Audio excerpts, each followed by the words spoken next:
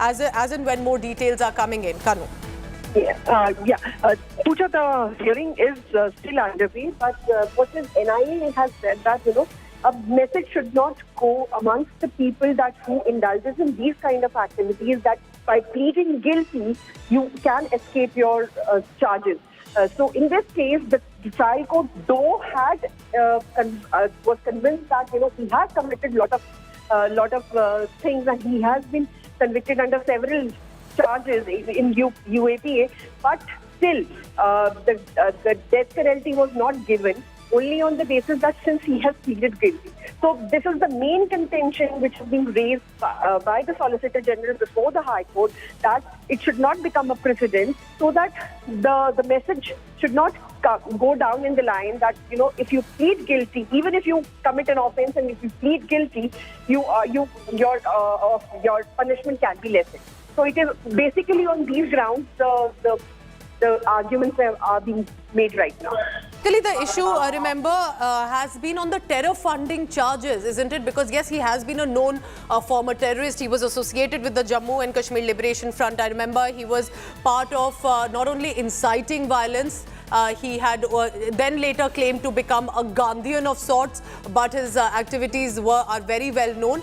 But how important is this hearing right now? Is this primarily about the terror funding issues, or is this going beyond that as well? No, the hearing is right now going. The Solicitor General is explaining the conduct of Yasin Malik over the years. Okay. They have cited that how the JKLF then came into existence in 1974. Then what was the role that Yasin Malik used to play, and how ISI was active in the whole terrorist activity in the Jammu and Kashmir. So the arguments are being made around this right now. So Kanu Sarda is tracking all the latest. I want to add here, what's happening in the court is not just about the terror funding or the Indian Air Force personnel killing, but Yasin Malik has also been accused of abducting Rubaya Saeed. Remember, she was the daughter of the then Home Minister Mufti Mohammad Saeed, sister of Mehbooba Mufti, and it had eventually, because of that abduction, she was rescued, but it had led to the release of major big known terrorists who were involved later in 26/11 Mumbai terror attacks mastermind. So this must be remembered of the sort of involvement that Yasin Malik was in with regard to Jammu and Kashmir specifically. Thank you so much, Kanu Sarda, for the latest.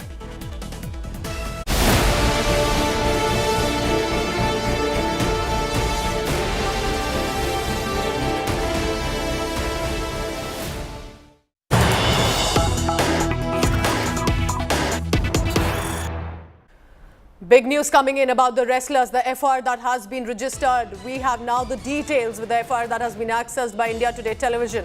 The FIR has been against 12 individuals, including Sakshi Malik, Vinesh Fogart and Bajrang Punia. The FIR mentions that Delhi police has alerted that their protest can hamper national prestige, that the Delhi police officer on duty, one of the head constables, lodged a complaint that he and other officials were heckled by protesters.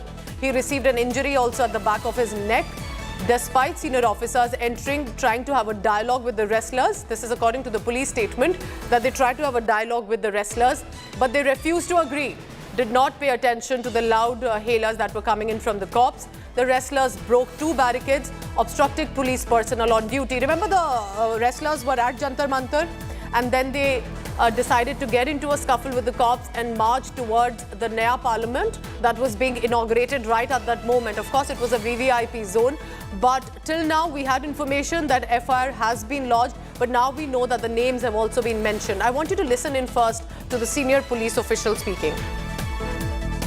इनके खिलाफ जो भी legal action होना है वह नई Delhi district ले रही है, क्योंकि ये हमारे लिए बहुत गलत है कि वो वाला दिन और वो वाला समय जब हमारी सिक्योरिटी एजेंसीज हमारे नए पार्लियामेंट के उद्घाटन में बिजी थी, तब इन्होंने ये सब करने की कोशिश की है, जिसकी उनको कोई परमिशन नहीं थी. The latest on that is Arvind Oja. Arvind, हमें exactly बताएं, क्या ये नाम mentioned है इन wrestlers के FIR में जो आपने access किया है, और क्या लिखा है इस FIR में? नहीं, बिल्कुल इंडिया टुडे के पास एफआईआर की कॉपी भी है और इसमें साफ साफ लिखा हुआ है कि किस तरीके से जो रेसलर्स थे उनको परमिशन नहीं मिली थी।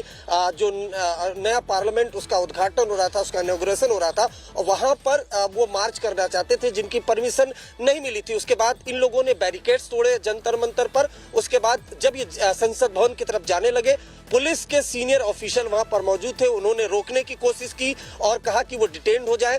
वो डिटेन्ड होने को भी तैयार नहीं थे और पुलिस के साथ स्कफल हुआ, जिसके बाद सभी को डिटेन्ड किया गया। पुलिस ने राइटिंग की एफआईआर दर्ज की है, दंगा भड़काने की, उसके अलावा सरकारी ड्यूटी में बाधा डालने की एफआईआर दर्ज की है और एफआईआर तकरीबन 12 लोगों के खिलाफ है, जिसमें जो ऑर्गेनाइजर है उनके खिलाफ भी एफआईआर है। बजरंग पुनिया, साक्षी मलिक और विनेश फोगाट, इनका नाम भी एफआईआर में, यानी सीधे सीधे जो ये रेसलर है इनके खिलाफ दंगा भड़काने की एफआईआर दर्ज हुई। और साथ ही साथ एफआईआर में ये भी लिखा हुआ है कि जो रेसलर है वो मानने को तैयार नहीं थे और बकायदा पुलिस के साथ उनका स्कफल हुआ, जिसमें कुछ पुलिस कर्मियों को भी चोट आई है। साथ ही साथ दिल्ली पुलिस ने अब ये साफ कर दिया है पूजा कि जंतर मंतर पर दोबारा इनको प्रोटेस्ट करने की परमिशन दिल्ली पुलिस नहीं देने वाली है। अगर इनको कहीं परमिशन प्रोटेस्ट करना भी है तो वो दूसरी जगह पर करेंगे, लेकिन उसके लिए भी दिल्ली पुलिस की परमिशन लेनी पड़ेगी। तो दिल्ली पुलिस ने साक्षी मलिक, बजरंग पुनिया और विनेश फोगाट समेत जो ऑर्गेनाइजर थे कुल 12 लोगों के खिलाफ एफआईआर दर्ज की है पूजा। अब हमें बताइए तो अब क्या स्ट्रैटेजी आपको लग रहा है रेसलर्स की होगी, क्योंकि जंतर मंतर उनको वापस नहीं जाने दिया जा रहा है। They have been barred to enter into the protest venue. They say they are very disappointed. तो क्या ये रेसलर्स की प्रोटेस्ट जारी रहेगी? क्योंकि बृजभूषण शरण सिंह ने तो कह दिया है कि वो बिल्कुल इनोसेंट है, उनके अगेंस्ट चार्जेस बेसलेस है और रेसलर्स कह रहे हैं कि धरना खत्म नहीं होगा। तो अब किस तरह से इशू आगे बढ़ता आपको दिख रहा है? नहीं, देखिए ये जो पूरा मामला है, सबसे पहले अगर इस केस की बात की जाए तो ये पूरा मामला कोर्ट में चल रहा है और दिल्ली पुलिस लगातार कोर्ट में स्टेटस रिपोर्ट, जो उनकी इन्वेस्टिगेशन की स्टेटस रिपोर्ट है, वो कोर्ट में दाखिल कर रही है। लेकिन कोर्ट के बाहर भी एक अखाड़ा बना हुआ है जिसमें पहलवान एक तरफ से जो प्रोटेस्ट कर रहे हैं, जबकि दूसरी तरफ बृजभूषण सिंह है। बृजभूषण सिंह लगातार ये बयान दे रहे हैं कि वो नार्को टेस्ट कराने को तैयार है और वो सार्वजनिक किया जाए, लेकिन वो चैलेंज कर रहे हैं कि जो रेसलर है वो भी नार्को टेस्ट कराए। रेसलर है उन्होंने भी नार्को टेस्ट एक्सेप्ट कर लिया, लेकिन उसके साथ कुछ शर्तें रखी। तो इसको लेकर कहीं ना कहीं पॉलिटिक्स भी जमकर हो रही है, जो सियासत है वो भी जमकर हो रही है। केस एक तरफ है जिसमें दिल्ली पुलिस ने एसआईटी बनाई हुई है, पूरी इन्वेस्टिगेशन की जा रही है। जो 7 विक्टिम्स हैं उनके 164 के स्टेटमेंट हो चुके हैं। तो अलग अलग तरीके से दिल्ली पुलिस इस पूरे मामले में इन्वेस्टिगेशन कर रही है। लेकिन कल जिस तरीके से जो एक्शन हुआ, जब सिक्योरिटी ब्रीच करने की कोशिश की, उसके बाद दिल्ली पुलिस ने एफआईआर दर्ज की है। वहीं साक्षी मलिक और जो रेसलर है वो इस बात पर अड़े हुए हैं कि उनका प्रोटेस्ट जारी रहेगा, लेकिन जंतर मंतर को पूरी तरह से कॉर्डन ऑफ कर दिया गया है, पूरी तरह से घेरेबंदी कर दी गई है। वहां किसी को भी जाने नहीं दिया जा रहा है और दिल्ली पुलिस ने इंडिया टुडे के कैमरे पर यह साफ कर दिया है वो जंतर मंतर पर कम से कम अब प्रोटेस्ट करने की इजाजत नहीं देने वाले हैं। Alright, thank you so much. Arvind Oja gets us the latest on the FIR. The names have been mentioned of the wrestlers. There is a lot of outrage right now on how the wrestlers were treated, and a bigger question: why couldn't the government form a bridge to speak to these wrestlers? There are international level winners we are talking about. Why couldn't there be a communication that could happen for it to not reach what we had seen yesterday? Delhi cops, you are being told, more news coming in, will not allow the wrestlers protest at Jantar Mantar. The cops have said wrestlers must look for an alternate protest site. Cops have told the wrestlers that, and have written in the FIR as well, that the wrestlers tried to march to the parliament without an approval. And this, remember, was no ordinary day. It was the day when the parliament was being inaugurated and the security agencies were already on a high alert. Shreya Chatterjee is on the ground. Shreya, so no permission at all to return to Jantar Mantar, but Jantar Mantar is the only protest site in Delhi right now. That means the wrestlers have nowhere to go. Well, exactly. So, Pooja, clearly Delhi police has again clarified something that we've been reporting since morning, that the entire Jantar Mantar area is a no-go zone for the wrestlers. That's been clarified. Now, the wrestlers, if at all they want to again restart their protest, they will have to give in fresh application and they will given a designated area where they can protest. Important also is the FIR, Pooja. 12 individuals have been named. Out of that, we have seen that Sakshi Malik, Vinesh Fogat and Bajrang Punia, they've all been named in the FIR. And Delhi police, the word that they've mentioned is that they had attempted and told these wrestlers that if they actually go forward and take this protest, this will hamper the national prestige. Very significantly, after the protest ended and the protesters were detained, we had seen Dipendra Pathak, the special commissioner, say that yesterday's act was a Desh Virodhi act. That's why Delhi police is also dealing it with strong hands. An FIR has been registered. They will obviously, take action against those who have been named in the FIR. That was clarified by the Delhi police. But as far as the protest is concerned, Jantar Mantar is now a no-go zone for the wrestlers. It's not looking good with regard to how the wrestlers have said they'll continue their protest and they feel insulted.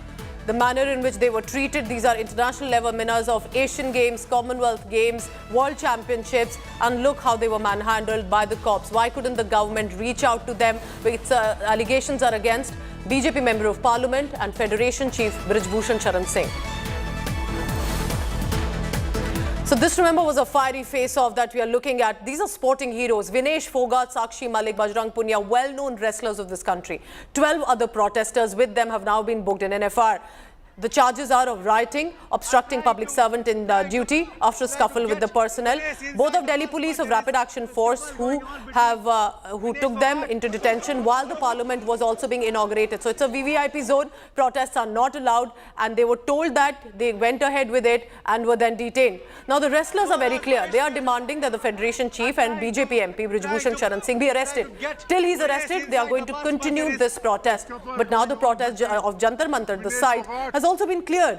They're not being permitted to return. Where do the wrestlers go? The sports fraternity has slammed the way police has handled the situation, asserting this was no way glorious heroes should have been treated. So the opposition has jumped in because they're targeting the government of the centre and the BJP about it. Police and Vinesh कल जिस तरीके की घटना हुई, police आपको detain करके ले गई, क्या कुछ था पूरा? जैसा कि हम पहले दिन से बताया था और हमारे खाप पंचायत ने मैसेज दिया था कि हम 28 तारीख को महिला सम्मान महापंचायत करेंगे नए संसद के सामने। तो हमारी जो और महिलाएं थी वो जगह जगह से आ रही थी, उनको तो पहले ही उठा लिया गया पुलिस ने। महिला जो संगठन की मेन नेता थी, किसान संगठन की नेता, सबको डिटेनिंग कर लिया था। और हम जैसे पैदल मार्च हमने शुरू किया तो जंतर मंतर से 10 कदम से ही बैरिकेडिंग स्टार्ट थी। तो हमने बोला कि हमें जाने दो, क्योंकि हमारी सुनवाई वैसे भी नहीं हो रही। तो हम पैदल पैदल चल रहे थे, तो उन्होंने आगे से पुशिंग स्टार्ट कर दी कि नहीं आगे जाने देंगे। पुशिंग में फिर ऐसे उन्होंने जबरदस्ती हमें डिटेन करने की कोशिश की। हमने भी थोड़ा सा रोकने की कोशिश की कि हमें मत लेके जाओ, हम शांतिपूर्वक मार्च करेंगे, हमारी बात तो सुनो, हम कोई हिंसा नहीं कर रहे, हम किसी को मार भी नहीं रहे, बस जबरदस्ती घसीटा। उसमें ये थोड़ा बहुत खरोच और ये जो भी आई, फिर उन्होंने डिटेन करके बस में ले गए। वो बुराड़ी वाले उसमें लेके गए 2 घंटे लगातार ड्राइव के बाद। और मैं अकेली उस बस में थी।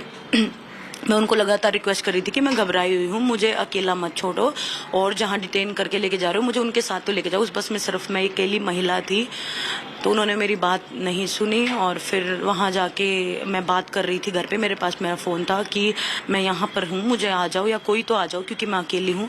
पीछे से कांस्टेबल ने मेरा फ़ोन पुल कर लिया और फिर उन्होंने मतलब 6 बजे तक बिठाए रखा और फिर कोई फोन नहीं दिया, फिर उन्होंने छोड़ा। भाई उन्होंने बैरिकेड तोड़ा, जो पुलिस की हिदायत थी उसको नहीं माना, कानून का उल्लंघन किया। और ये जो नए संसद भवन का उद्घाटन समारोह है, इसमें किसी तरह के खलल न पड़े, कोई विघ्न बाधा न हो, ये राष्ट्र विरोधी बात है, ये राष्ट्र विरोधी एक्शन है। तो उसको ध्यान में रखते हुए अगर उन्होंने बैरिकेड तोड़ के और आगे बढ़ने की कोशिश की तो उनको रोक करके यहाँ से हटाया गया है। और बाकी जो ड्यू लीगल प्रोसेस है, जो प्रोसीड्योर है, कानूनी तौर तरीका है, उसको अमल में लाकर हम लोगों ने, दिल्ली पुलिस ने एक्शन किया है और फर्दर अभी हम कर रहे हैं ताकि यहाँ पर पीस एंड ट्रैंक्विलिटी, जो शांति व्यवस्था है, वो कायम रखे। कौन सा बैरिकेड तोड़ा है? पुलिस प्रशासन जबरदस्ती उन बैरिकेडों को हमारे पैरों में मार रही है। डीसीपी बोल रहे कि देश विरोधी हम, जो देश विरोधी जिन पे टाटा लग रहा है उसका तो आप कुछ नहीं कर रहे। हम देश विरोधी बिल्कुल भी नहीं है, हम देश विरोधी तिरंगा लेके जा रहे हैं, हम तिरंगा लेके जा रहे हैं। क्या आप पर क्या देश विरोधी का डीसीपी आरोप लगा रहा है? देखिए, हम शांतिपूर्वक जा रहे हैं, हमने कोई हिंसा नहीं की है। और साक्षी मलिक है, उसको डिटेन कर दिया है। पद्मश्री भी है, ओलंपिक मेडलिस्ट कितनी हमारे देश में, उनको डिटेन कर दिया गया है। किस लिए? वो आपने कौन कौन यहाँ पर है? वो बहन बेटियों के लिए न्याय मांग रही, इसलिए उनको डिटेन कर दिया। हमें से ना तो हमें बताया कि वीडियो बना रहे बेटा, उन्होंने हमने बोला कि सिक्योरिटी के लिए एक वीडियो बनती है, 2 वीडियो बनती है, अभी बनाई है सिक्योरिटी के लिए। लेकिन चोरी से अपने पर्सनल फोन में वीडियो बना के कहीं पे सेंड करना और 7-8 वीडियोज लड़कियां किस पोजीशन में बैठी हैं, क्या कर रही हैं, वो बहुत सरासर गलत है और हमने उसका विरोध भी किया अंदर कि ये गलत है, इसका संविधान भी इजाजत नहीं देता है आपको। और उसके बाद में फिर वो हमारी ऊपर ही चढ़ाई करने लगे कि नहीं ये ऐसे होता है, हमने सिक्योरिटी के लिए बनाया है, तो ये बहुत सरासर गलत है और हमने इसको जिस तरह से personal. Listen in now to the massive outrage that has come from opposition parties. They're lashing out at the government at the centre, highlighting how the police were dragging, detaining India's sporting legends while Prime Minister Modi was busy inaugurating the NIA parliament. Bhajpa का नारा expose हुआ ना इस बात पे, जो बेटियों का साथ देने की बात करते थे, बेटियों के सम्मान की बात करते थे, आपने देख लिया क्या सम्मान किया भारतीय जनता पार्टी ने। ये केवल दिखावटी नारे थे भारतीय जनता पार्टी के, और दिखावटी नारे इसलिए थे कि उन्हें वोट चाहिए था, वोट मिल गया उसके बाद अपमानित करेंगे आप। वो कौन लड़की है, हमारा गर्व है, वो देश के लिए सोना जीतता है, वो सोना जैसा और सोने का लड़की है। उसका ऊपर जिस तरह पुलिस एट्रोसिटीज हुआ है, जिस तरह जो लोग प्रोटेस्ट कर रहे थे ये बुरा काम का, उसके ऊपर जिस तरह ये पुलिस अटैक हुआ है, हम लोग विरोध करते हैं।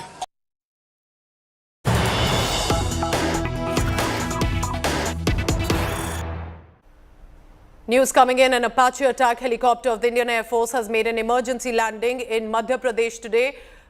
We're being told that all right now that there are no injuries or more that are being reported, but this emergency landing of the Apache attack chopper of the Indian Air Force made an emergency landing in the Bhind district of Madhya Pradesh. The local residents have rushed in. The chopper for now looks in a fine condition. We are trying to ascertain more details about the pilot. This is an Indian Air Force Apache helicopter and of course has been in the service for many years. What exactly happened, what led to an emergency landing, and as you can see, as is the training of most of these pilots, it has tried to ensure that it landed in a field area, not in a residential locality, and this is to ensure that God forbid if there is a crash, that there are no casualties that are taken place of civilians. And as you can see, it is a matter of seconds that the pilot usually has to make this decision, and for now we are told that this Apache is the AH-64 helicopter of the Indian Air Force. It is a precautionary landing near Bhind. It was a routine operational sortie training that was going on. The good news is all the crew and the aircraft are safe right now. The pilot and the aircraft are in a safe condition, as we can see. Rectification party has also reached the site. The Apache chopper of the Indian Air Force made this landing. But of course, going by the presence of mind of the pilot as well, they're ensuring it landed in a field area. You can see that around that there were no houses. This is to avoid any sort of casualties like we had seen, remember, a few days ago when there had been a crash that had taken place of a fighter jet as well. We can see in these visuals that the pilot and the aircraft appear to be in a fine condition. We'll try and get more details from our reporters on the ground, but this was an Apache chopper making an emergency landing. This is an initial information. Of course, a spectacle for many as well. The local residents, the local villagers rushing to the spot. And as the situation looks all right for now, they are of course here to catch a glimpse of the Apache chopper. I have Hemendra Sharma for the latest on that. Hemendra, what are the details that you're hearing about this emergency landing during a rotational operation training?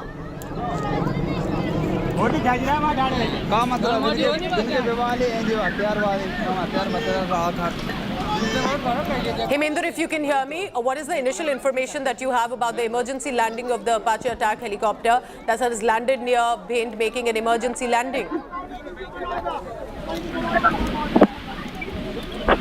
All right, we'll try and get that line back on with Hemendra. You're looking at the visuals and it looks like, even though it was an emergency landing, but more of a precautionary landing. Now, whether what sort of a technical issue faced or if there was any other error that was made, we'll try and get more details on that. But the local residents around catching a glimpse of the chopper. This looks like the pilot and the rectification party that is also at the spot nearby. This was a routine operation training that, of course, the pilots are used to. But of course, those who can, trying to catch a glimpse and recording the photographs and videos of the chopper that they've got to be able to see from close quarters. But of course, this is a moment that has been managed pretty well by the pilot on the ground. One, to land in a field, and then to ensure that there are no casualties in this. We'll try and get more details about these visuals coming in. I'm heading into a very short break. Coming up next, Prime Minister Modi's government will be completing 9 years and they are planning about 50 rallies across India. We get you the latest on that after a very short break. Stay tuned. Thank you very much for watching.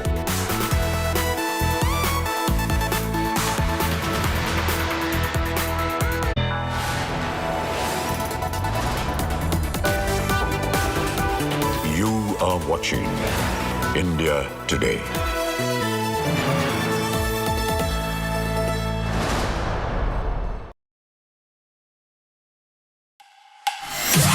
The heart of India's tech industry hosts a tectonic event. The latest updates in technology and innovation. The biggest names in Indian tech under one roof. From AI to 5G. From EVs to data security. Discover how technology is transforming our lives.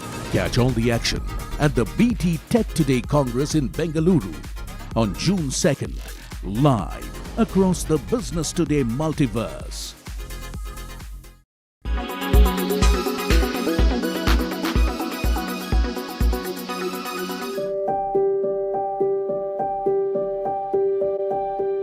Kashmir and Himachal are where you see apple orchards in India.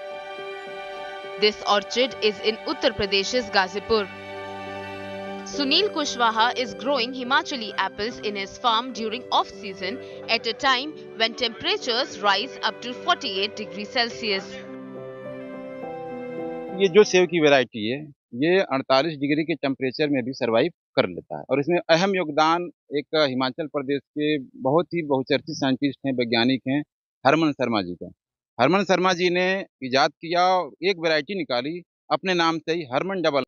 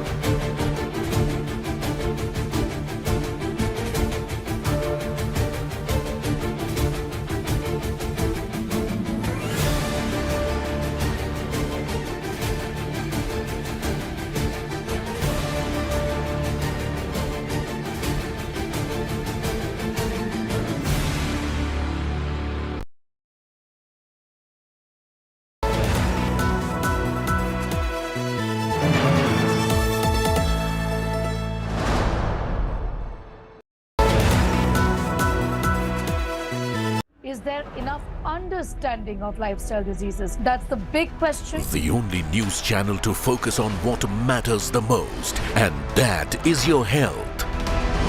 India's news TV industry's only health show. India Today's relentless effort to bring to you the best reports and the best medical and wellness experts on health, lifestyle, wellness and more. Watch Health 360 with Sneha Mordani at these times only on India Today.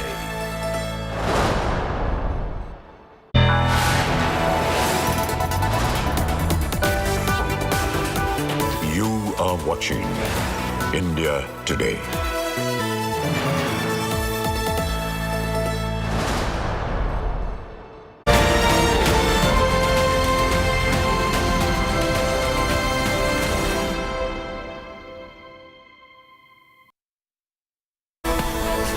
You're watching India Today. I'm Nabila Jamal. BJP now planning a nationwide outreach as Prime Minister Modi's government all set to complete 9 years in power. To mark that occasion, the Bharatiya Janata Party has now decided to start a mass outreach campaign across India. Chief ministers of the BJP-ruled states, along with union ministers, will be holding press conferences on the achievements of the Modi government over the last 9 years in non-BJP governed states. BJP is now planning to hold around at least 50 rallies all across India between 30th of May and June 30th, of which Prime Minister will be leading the charge and address half a dozen rallies. That's what's on the cards. The Reach Out campaign will be inaugurated by on the May 31st through a mega rally by Prime Minister himself in Rajasthan's Ajmer. Meanwhile, launching a direct attack on Prime Minister Modi's government, Congress is now all set to hold at least 35 press conferences across India starting Monday in order to prove that all the promises that were made by Prime Minister Modi and the BJP were truly fictional. Recently, Congress also released a document attacking the centre titled 9 Saal 9 Sawal. So India is now a country which believes in its own strength. Even if it believed earlier, there was no recognition for it. So there can immediately be voices from opposition parties saying, oh, what, 2014 only onwards that you have belief in yourself? No. Belief and recognition. I appeal to you all at this juncture. The data is there before you. You can always test it. But unless we understand that leadership matters. Narendra Modi ji हमारे देश के प्रधानमंत्री बने 9 साल बाद आज Congress party प्रधानमंत्री जी से 9 सवाल पूछ रहे हैं। ये सवाल राहुल गांधी जी ने भारत जोड़ो यात्रा के समय पहले उठाया था। हम चाहते हैं कि इन 9 सवालों पर प्रधानमंत्री अपनी चुप्पी तोड़े। First they let them give 15 lakh rupees to all the account. When BJP had assured 1 lakh rupees loan to be waived off. First they keep up their word. We know how to keep up a word. What opposition has. First let them do their job. People has given us a mandate. We will honor our mandate. Modi ji की सरकार से 9 सवाल पूछे जाएंगे। वो सवाल हमारे सवाल नहीं है, वो देश की जनता के सवाल हैं जो हम उन प्रेस कॉन्फ्रेंसेस के माध्यम से पूछना चाहते हैं। मोदी जी, आप सवाल पूछने की बजाय विपक्ष को पर सवाल पूछने की बजाय आप सवालों का जवाब दीजिए। पिछले 9 साल में जो आपने वायदे किए थे वो पूरे क्यों नहीं हुए? प्राइम मिनिस्टर, आपसे बड़ा कोई एक्टर नहीं है। आप जो 9 साल से पिक्चर बना रहे हैं ना, वो सब लोग देख के खाली खुश हो रहे, मगर जब ये पिक्चर खत्म होगी तब इस देश के लोगों को ख्याल आएगा, अरे ये पिक्चर थी, रियलिटी नहीं थी। All right, I'm going to quickly cut across to Aishwarya Paliwal joining us live for a little more. Aishwarya, we're looking at 9 Sawal 9 Saal Ke. This is the Congress's campaign as Prime Minister Modi all set to hold press conferences. His party men will be announcing in different states, BJP, non-BJP ruled states, and the kind of achievements of the BJP government in the last 9 years. And this is in the run-up to 2024. Congress stepping up their campaign. Tell us a little more on the claims and the counter-claims made. Well, the claims at the moment, Nabila, are obviously the work that the Prime Minister and the Bharatiya Janata Party has done over the past 9 years. And that's the reason why we are seeing all the top leaders, be it the Aviation Minister Jyotiradittya Scindia, be it the Finance Minister Nirmala Sitharaman, all of them have been spread across the country making sure that they tell the people the work that has been done by the BJP. On the other side is the Congress party, which is now announcing that they will also go to various cities and they will be asking 9 questions on the 9 years of government of the BJP. So it's a full-fledged war, and as you rightly pointed out, Nabila, this is the semi-final before the big final that will take place in the year 2024. All right, thank you very much for joining us on that, Aishwarya. Well, this is a grand event, undoubtedly, for Prime Minister. It's 9 years in power, and they're, of course, at this point, listing out all those achievements by the Modi government, with the Congress giving replies saying all the claims made by the BJP are all fictitious. We're going to see that in the run-up to 2024, enough and more. Now, cutting across to all that happening in Karnataka, as the cabinet expansion has just about taken place, we're seeing that a couple of portfolios that have been given, allotted to the top faces in the state. I'm going to take you through a list, a few of them for that. In fact, Chief Minister Siddaramaiah gets to keep the finance ministry, as was expected. And we believe that DK Shivkumar was also vying the same post. But it appears at this point, Siddaramaiah gets to keep the finance ministry, considering that he's presented 13 budgets for the state of Karnataka. Even last time, 2013, when he became the chief minister of the state, he was given the finance portfolio, and he is the one retaining it this time. Chief Minister Siddaramaiah, as he keeps the finance portfolio, DK Shivkumar gets major and medium irrigation and Bengaluru city development. Notably, G. Parmeshwara has got home department. Chief Minister Siddaramaiah has kept intelligence with himself. H.K. Patil, on the other hand, gets law and parliamentary affairs, legislation and tourism. The health and family welfare department has been given to Dinesh Gundurao. In fact, these are portfolios that were allotted to those ministers. In fact, many of those ministers, a lot of them were pitching for plum portfolios. It appears that most of them have been kept by top leaders like Siddaramaiah, DK Shivkumar, H.K. Patil. Of course, G. Parmeshwara getting home ministry is also looked at as a very important position and a post, considering there was a lot of talk that he, being Dalit, was not honoured with a post of deputy chief minister. He lost out on that. Clearly, the Congress High Command pleasing G. Parmeshwara with a plum portfolio like home. But here we are seeing Siddaramaiah retaining the finance ministry as much as DK would have wanted it.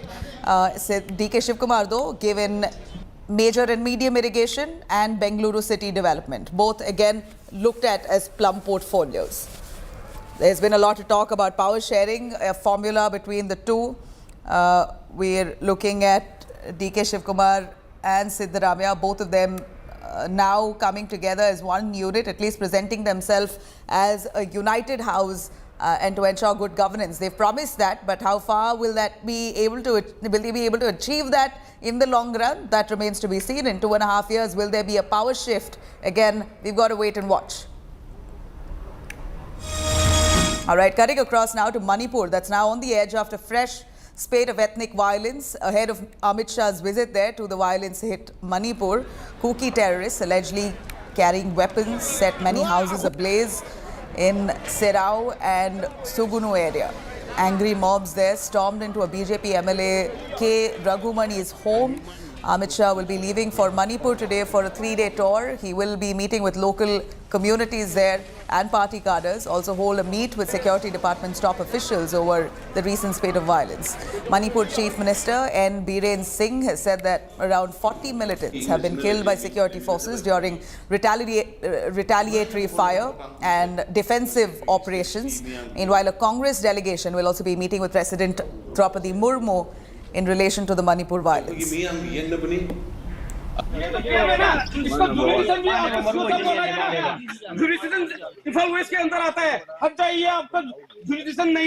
हटो यहाँ से हम लोग खुद देख लेगा भूखी बस्ती जीते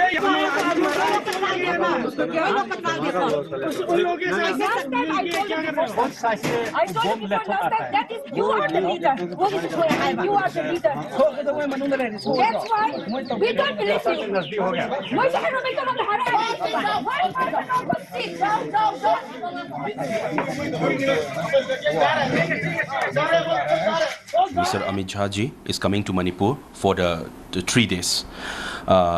So we request and appeal to him to take the necessary steps and action as early as possible in his journey, because this is not a time to negotiate and this is not a time to talk about the peace, because if this action is not taken to the earliest, the Manipur will vanish.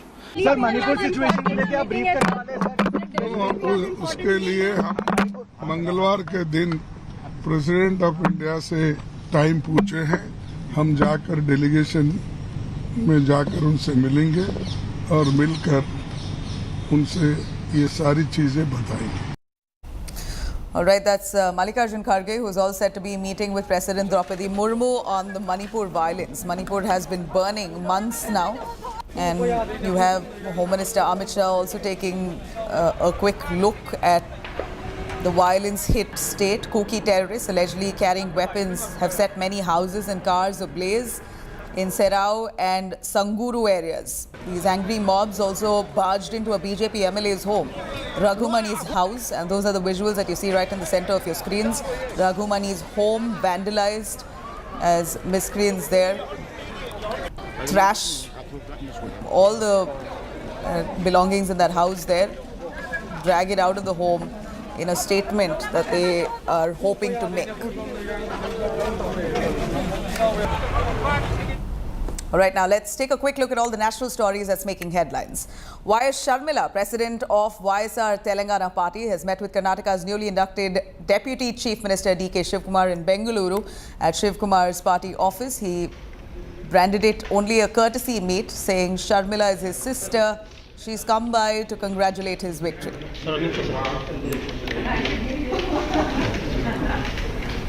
All right, a lot more news coming up on the other side. I'm going to slip into a short break and be right back. Stay with us.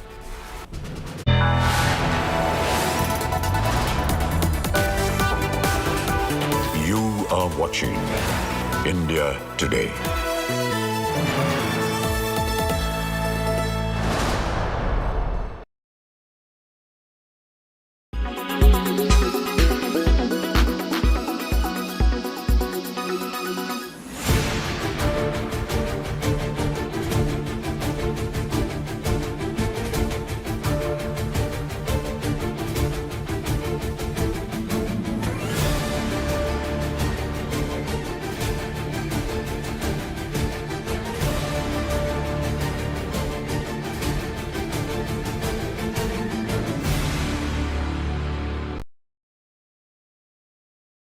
Quality today. In Delhi, 61. In Mumbai, 48. In Kolkata, 108. In Bengaluru, 38. In Chennai, 109. In Hyderabad, 108.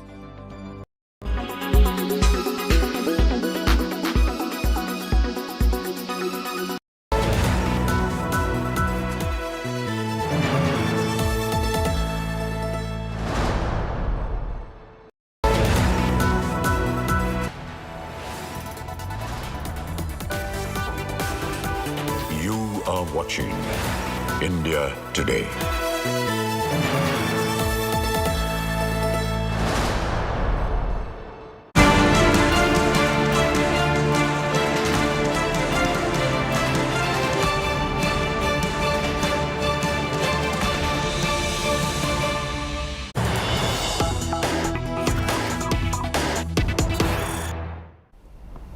All right, now days after the new Sansad launch, Congress Chief Mallikarjun Kharge has slammed the Modi government, reiterates that President Murmu is being insulted. That's the attack that Congress makes even till today, right after the Parliament inauguration as well by Prime Minister Narendra Modi. You have the opposition stepping up their attack on the BJP, accusing insult to President Draupadi Murmu. Listen in. जो उनको inaugurate करना था उन्होंने किया है, लेकिन देश के संविधान के अनुसार सबसे पार्लियामेंट के जो पूरा जिनके पास अथॉरिटी रहती है उनके हाथ से ये कराना था, ये हमारी इच्छा थी। और हमने ये कहा भी, लेकिन वो नहीं चाहते थे कि ये प्रेसिडेंट ऑफ इंडिया से ना फाउंडेशन रखा जाए ना उसका इनॉग्रेशन कराया जाए. All right, that's Mallikarjun Kharge of the Congress. But we saw how the parliament was inaugurated by Prime Minister Modi. Clearly, the inauguration of the new parliament there really marked how India has now moved over from the colonial era and embraced a parliament structure that's built by Indians in India. Dignitaries included diplomats of several countries, opposition leaders attending that inaugural ceremony there. A bunch of them, not all, but yet was quite a grand one. Let's have a quick look.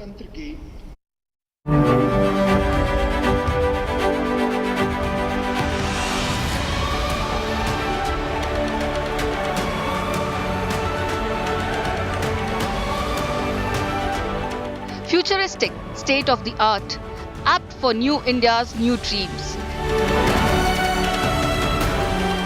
The brand new parliament unveiled by Prime Minister Narendra Modi.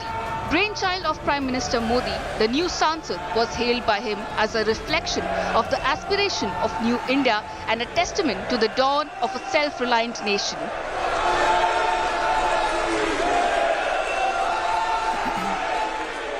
ये नया भवन आत्मनिर्भर भारत के सूर्योदय का साक्षी बनेगा.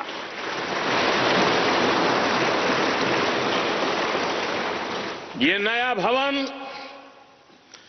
विकसित भारत के संकल्पों की सिद्धि होते हुए देखेगा. सभी आदियों को साष्टांग नमस्कार कर रहे हैं. Early on Sunday morning, the Prime Minister held a consecration ritual for the Singhal inside the new parliament and installed it near the Speaker's table inside the new Lok Sabha.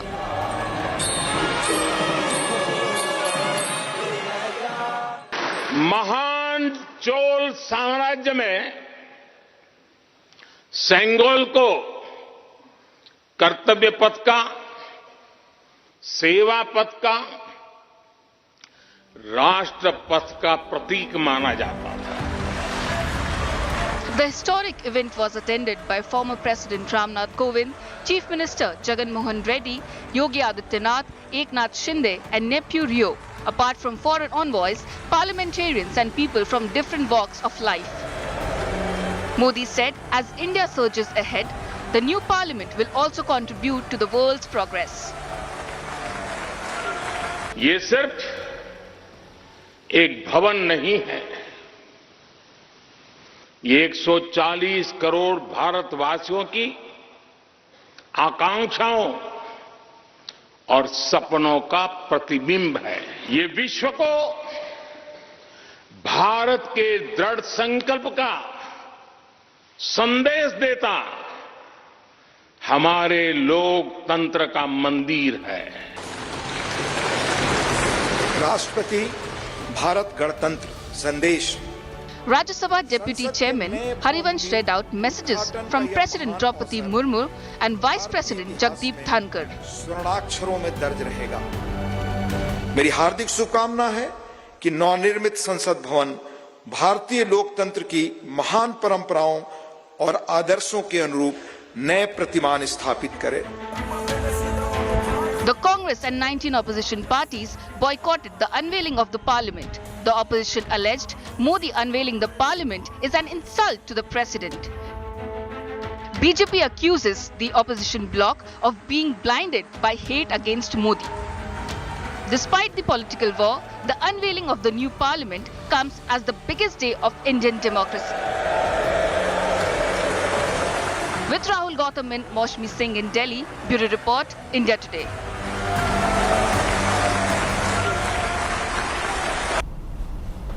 All right, now Prime Minister Narendra Modi installed the historic Sengal near the Lok Sabha Speaker's chair in the new Parliament building on Sunday. As many as 21 Dharmapuram Adhinam Seers all the way from Chennai flew down for this grand procession to be carrying the Sengal to right next to the chair of the speaker in the Lok Sabha with Prime Minister Modi itself carrying it. It was quite a grand ceremony at that. Let's have a quick look at what happened. नमो नमः शंकर पार्वतीभ्यां गंगा तरंग रमणीय जटाकलापं गौरी निरंतर विभूषित वामभागं. The holy Sengol finding its pride of place in Lok Sabha. With Vedic chants, puja and havan, with Prime Minister Narendra Modi participating himself. भोलाभं भूमिपुत्रः सकलगुणयुतां वाग्विभूतिं च सौम्यः सौभाग्यं देवमन्त्रे रिपुभयशमनं भार्गवः शौर्यमार्गिः. On Sunday, India witnessed the historic return of the Sengol to the seat of power, this time Lok Sabha.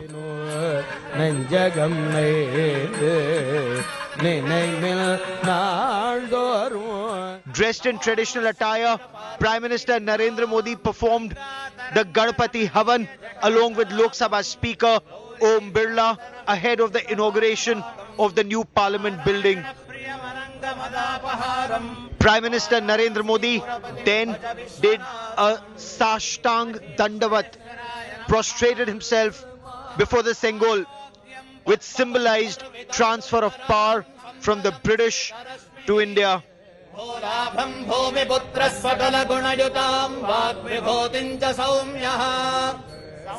Priests of Shaivite mutts, Adinams from Tamil Nadu, the original owners of the Sengol, presented the Dharma Dand to Prime Minister Narendra Modi after the rituals.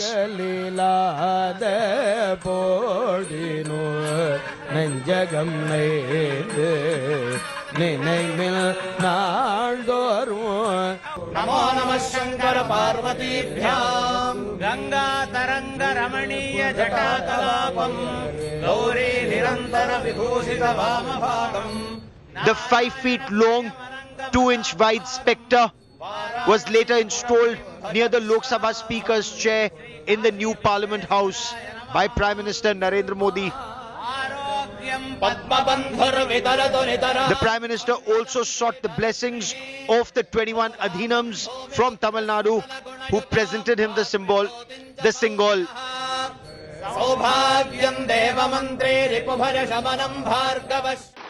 राजा जी और आदिनम के संतों के मार्गदर्शन में यही सेंगोल सत्ता के हस्तांतरण का प्रतीक बना था.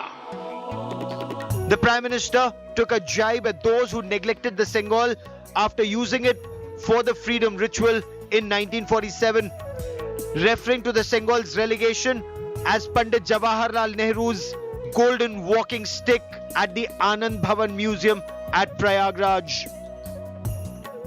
ये हमारा सौभाग्य है कि इस पवित्र सेंगोल को हम उसकी गरिमा लौटा सके हैं, उसकी मान मर्यादा लौटा सके हैं. The Congress, meanwhile, rubbished the use of Sengol as a symbol of transfer of power, calling the claim bogus. BJP's issues are that they are running from the real issues and they want a diversion. After the Karnataka defeat, they wanted a diversion and therefore they are mingling with all this kind of dates on a one day and making it into a different tune they want. Samajwadi Party attacked the government, slamming the invite to the Tamil Nadu Adhinam seers, calling it pampering of radical Brahmin sects from Tamil Nadu. Bhajpa की सरकार लोकतांत्रिक तरीके से चुनी गई. वर्तमान में भारत लोकतांत्रिक गणराज्य है. लोकतंत्र में राजतंत्र के प्रतीक का आवश्यकता कहां से आ गई? इसका मतलब है भारतीय जनता पार्टी का विश्वास लोकतंत्र में नहीं है, राजतंत्र में है. इसीलिए राजतंत्र के प्रतीक राजदंड सेंगोल को खोज करके लाई है. देखिए, स्वामी प्रसाद मौर्य जी जब से चुनाव हारे हैं, तब से आप देख रहे हैं कि इस तरह के कई तरह के इस तरह से गलत बयान, कभी रामायण पर, कभी श्री राम पर, मैंने इस तरह के बयान देते रहते हैं। वो चुनाव हारने के बाद जो है उनका दिमाग असंतुलित हो चुका है। इस The symbol will now symbolize justice, righteousness and ethical governance, standing silently to witness the new parliament shaping India's future. Bureau Report, India Today.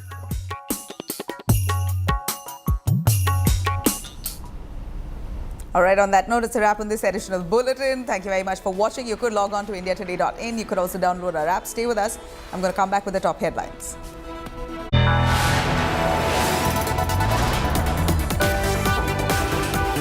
You are watching India Today.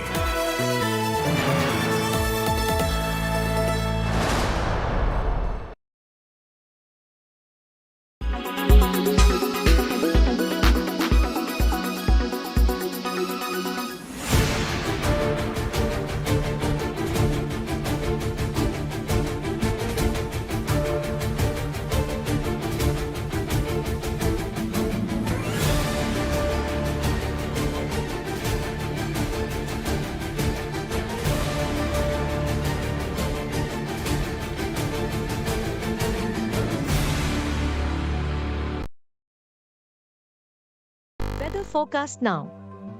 Delhi, maximum 37 and minimum 24 degrees. Mumbai, maximum 31 and minimum 28 degrees. Kolkata, maximum 40 and minimum 27 degrees. Bengaluru, maximum 34 and minimum 22 degrees. Chennai, maximum 34 and minimum 29 degrees.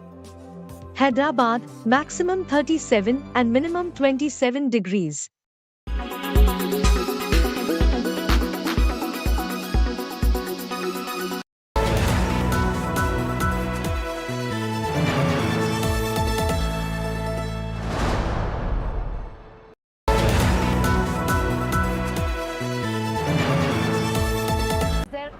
Understanding of lifestyle diseases? That's the big question. The only news channel to focus on what matters the most, and that is your health.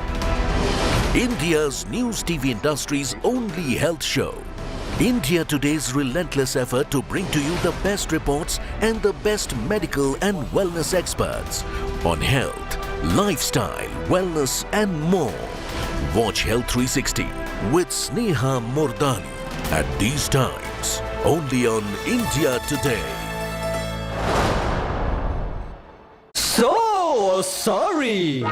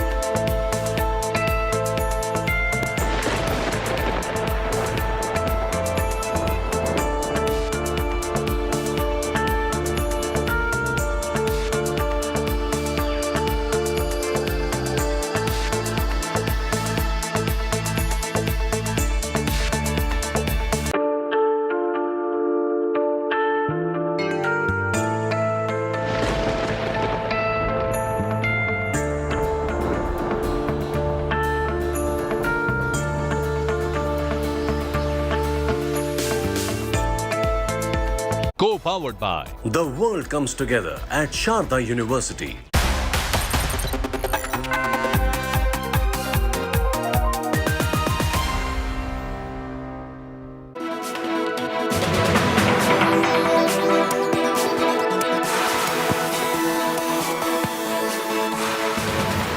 A very good afternoon. You're watching India Today. I'm Nabila Jamal. Let me take you through the top news as wrestlers who are protesting at Jantar Mantar headed towards the parliament right on the day of the parliament inauguration, slapped with FIRs for manhandling the police. I'm going to take you through those key updates. The headlines first.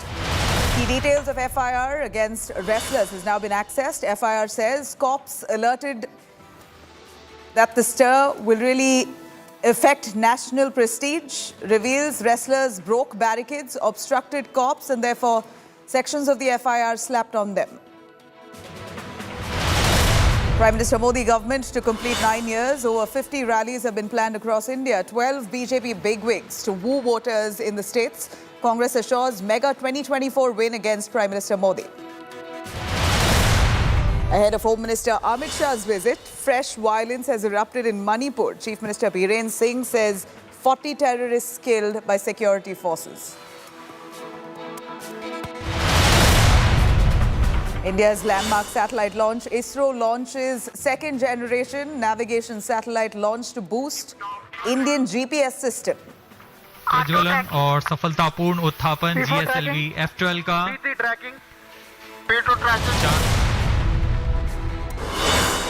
I'm hearing on NIA plea for death penalty for Yasin. NIA in court claims Yasin behind killing of Air Force official, says Yasin coordinated stone pelting as well.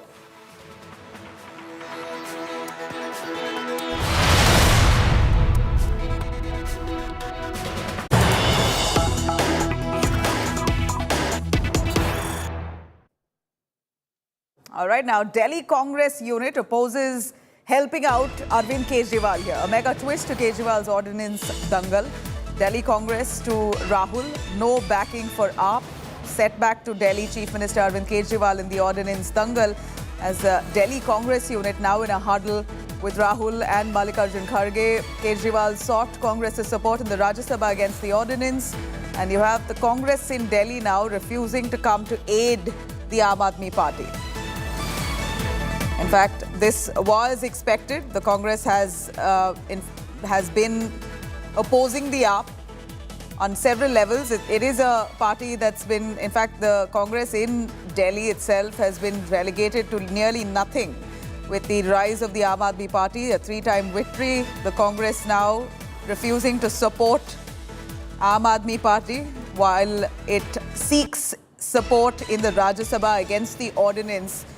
Again, some of the powers taken away by the centre, the Delhi government looking for opposition party support, and the Delhi Congress, very crucial for, and so the AAP, Kejriwal reached out to the Congress asking for some kind of backing in the Rajya Sabha, but we believe the Delhi Congress unit now have met with Rahul Gandhi and Mallikarjun Kharge, both denying support in the Ordinance ordeal. Rahul Gautam, who's joining us live from Delhi for a little more on that. Rahul, tell us more. We believe that Aam Aadmi Party has reached out to Rahul Gandhi or to the Congress unit of Delhi, specifically asking for support in the Rajya Sabha when it comes to the Ordinance, the powers that have been taken away by the centre of the Delhi government. AAP looking for opposition support, while many other parties now in favour of AAP. You have the main Congress party itself, who's been pushed to margins in the state of Delhi by the Aam Aadmi Party, refusing to come to aid. Well, this is the same argument that was given by Delhi leaders that Aam Aadmi Party has grown at the expense of Congress Party. Therefore, we should not have any sort of understanding or alliance with Arvind Kejriwal and Aam Aadmi Party. In fact, on the decision, on central's ordinance against the Delhi government. It was also conveyed to the High Command that either the party should remain silent or should not be seen standing with Arvind Kejriwal because of the fact that Congress party is fighting Aam Aadmi Party in many states, and in fact many states have been snatched by Aam Aadmi Party from Congress party. And as we speak, Navjot Singh Sidhu, a very senior leader from Punjab Congress, is now speaking with media. You can expect that he'll be putting on record that how it has been decided by 2 state units and have been conveyed now to High Command.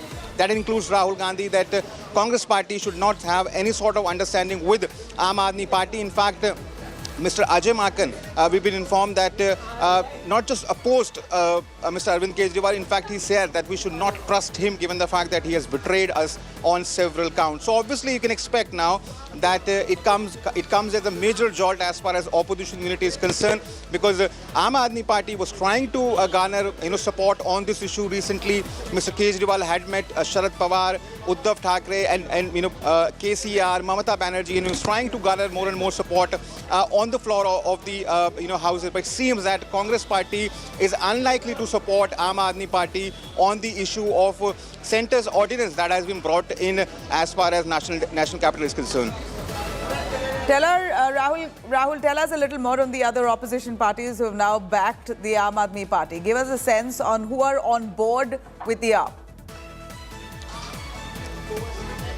Well, there are several parties who have already pledged support to Mr. Arvind Kejriwal. For example, Mamata Banerjee has said that she is going to, oppose this. लोगों का welfare कर सकती है, लेकिन आज मैं डंके की चोट पे Navjot Singh Sidhu there is just speaking to the media. I'm going to cut across to that reaction there. But Rahul Gautam, who joins us as the Delhi Congress unit, now opposing to help Arvind Kejriwal when it comes to the ordinance matter. AAP has been slamming the Congress, calling out the Congress, claiming that the Congress plays politics of convenience. On one hand, Congress calling for opposition unity. Here, Delhi government desperate to receive some kind of opposition backing in the Rajya Sabha when it comes to the ordinance, and they've been refused. Navjot Singh Sidhu of the Congress speaking. Listen in. जब वो snatch होता है और इतिहास रचा जाता है कि पॉस्को में एक माइनर कंप्लेंट पे किसी की कस्टोडियल इंटरोगेशन नहीं होती, and he is considered above the law, तो फिर आप कॉन्स्टिट्यूशन को डिवैल्यू कर रहे हैं। उसके साथ बड़ा मुद्दा यह भी है कि आप सिर्फ कॉन्स्टिट्यूशन को डिवैल्यू नहीं कर रहे, आप इस देश के जो मार्गदर्शी रहा है फेडरल स्ट्रक्चर को धीरे धीरे करके तहस नहस कर रहे हैं। स्टेटों के स्टेट लिस्ट पे आप लेजिस्लेट कर रहे हैं। काले कानून इसका प्रमाण है कि आपने कानूनी अधिकार भी छीन लिए और उनसे जिन्हें हम दाता के नाम से, अन्नदाता के नाम से जानते हैं। देखिए, जब आप गवर्नर्स के द्वारा इलेक्टेड सरकारों को डिक्टेट देते हैं तो वो असंवैधानिक है। And I protest strongly against all that. I stand with the Constitution of India. और हर बंदे को पार्टियों से ऊपर उठ के अपने देश के साथ, अपने स्टेट के साथ खड़ा रहना चाहिए भाई। जब सच की आवाज दबाई जाए, जब सिर्फ एक पक्ष की सुने, तो फिर जो इंस्टीट्यूशंस कॉन्स्टिट्यूशन की वैल्यूज से ताकत ड्रॉ करती हैं और लोगों की भलाई के लिए। All right, I'm cutting back to Rahul Gautam on that. Navjot Singh Sidhu speaking a tad bit on how the AAP has sidelined the Congress party in Delhi. Allegations are that Aam Aadmi Party does not let the Congress workers work in the state.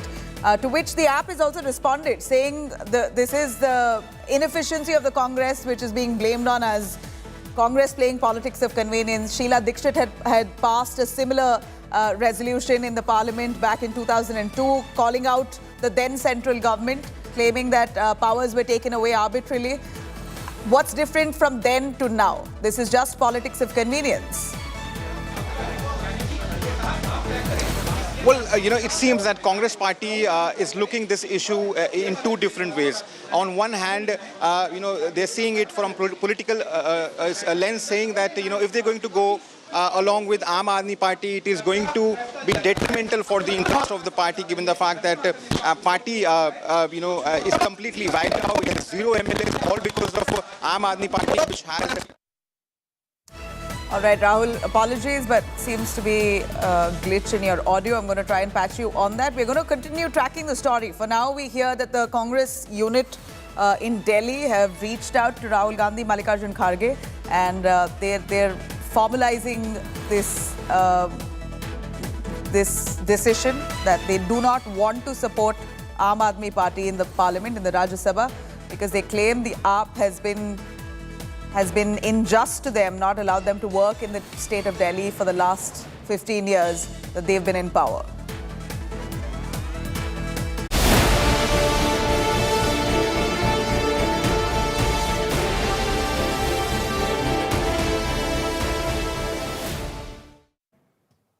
All right, now meanwhile, days after fiery wrestlers' Delhi police face-off in the national capital, sporting heroes Vinesh Phogat, Sakshi Malik, Bajrang Punia, along with 12 other protesters, have now been booked by the Delhi police under various sections of the IPC. They've been booked for rioting, obstructing public servants, gathering in large numbers, despite Section 144 being imposed. FIR mentions Delhi police have alerted that their protest would hamper the national prestige, and considering it was the day of the parliament inauguration, we believe that the police had alerted that this protest by these wrestlers, many of them Olympians there, would really tarnish the image of the country. It would really hurt national prestige. And yet the wrestlers continued with their protest, and the police claimed that they were heckled. Some of the police were manhandled. A few of them were injured in duty. Wrestlers have now been demanding WFI chief and BJP MP Brij Bhushan's arrest with immediate effect. They say that no matter what, they will continue with their protest. Protest site at the Jantar Mantar has all been cleared out ever since.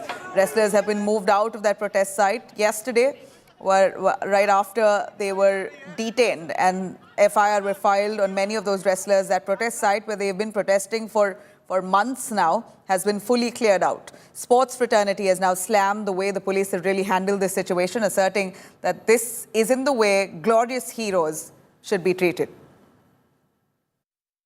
इनके खिलाफ जो भी legal action होना है वह नई Delhi district ले रही है, क्योंकि ये हमारे लिए बहुत गलत है कि वो वाला दिन और वो वाला समय जब हमारी सिक्योरिटी एजेंसीज हमारे नए पार्लियामेंट के उद्घाटन में बिजी थी, तब इन्होंने ये सब करने की कोशिश की है, जिसकी उनको कोई परमिशन नहीं थी। हम जैसे पैदल मार्च हमने शुरू किया तो जंतर मंतर से 10 कदम से ही बैरिकेडिंग स्टार्ट थी, तो हमने बोला कि हमें जाने दो, क्योंकि हमारी सुनवाई वैसे भी नहीं हो रही। तो हम पैदल चल रहे थे, तो उन्होंने आगे से पुशिंग स्टार्ट कर दी कि नहीं आगे जाने देंगे।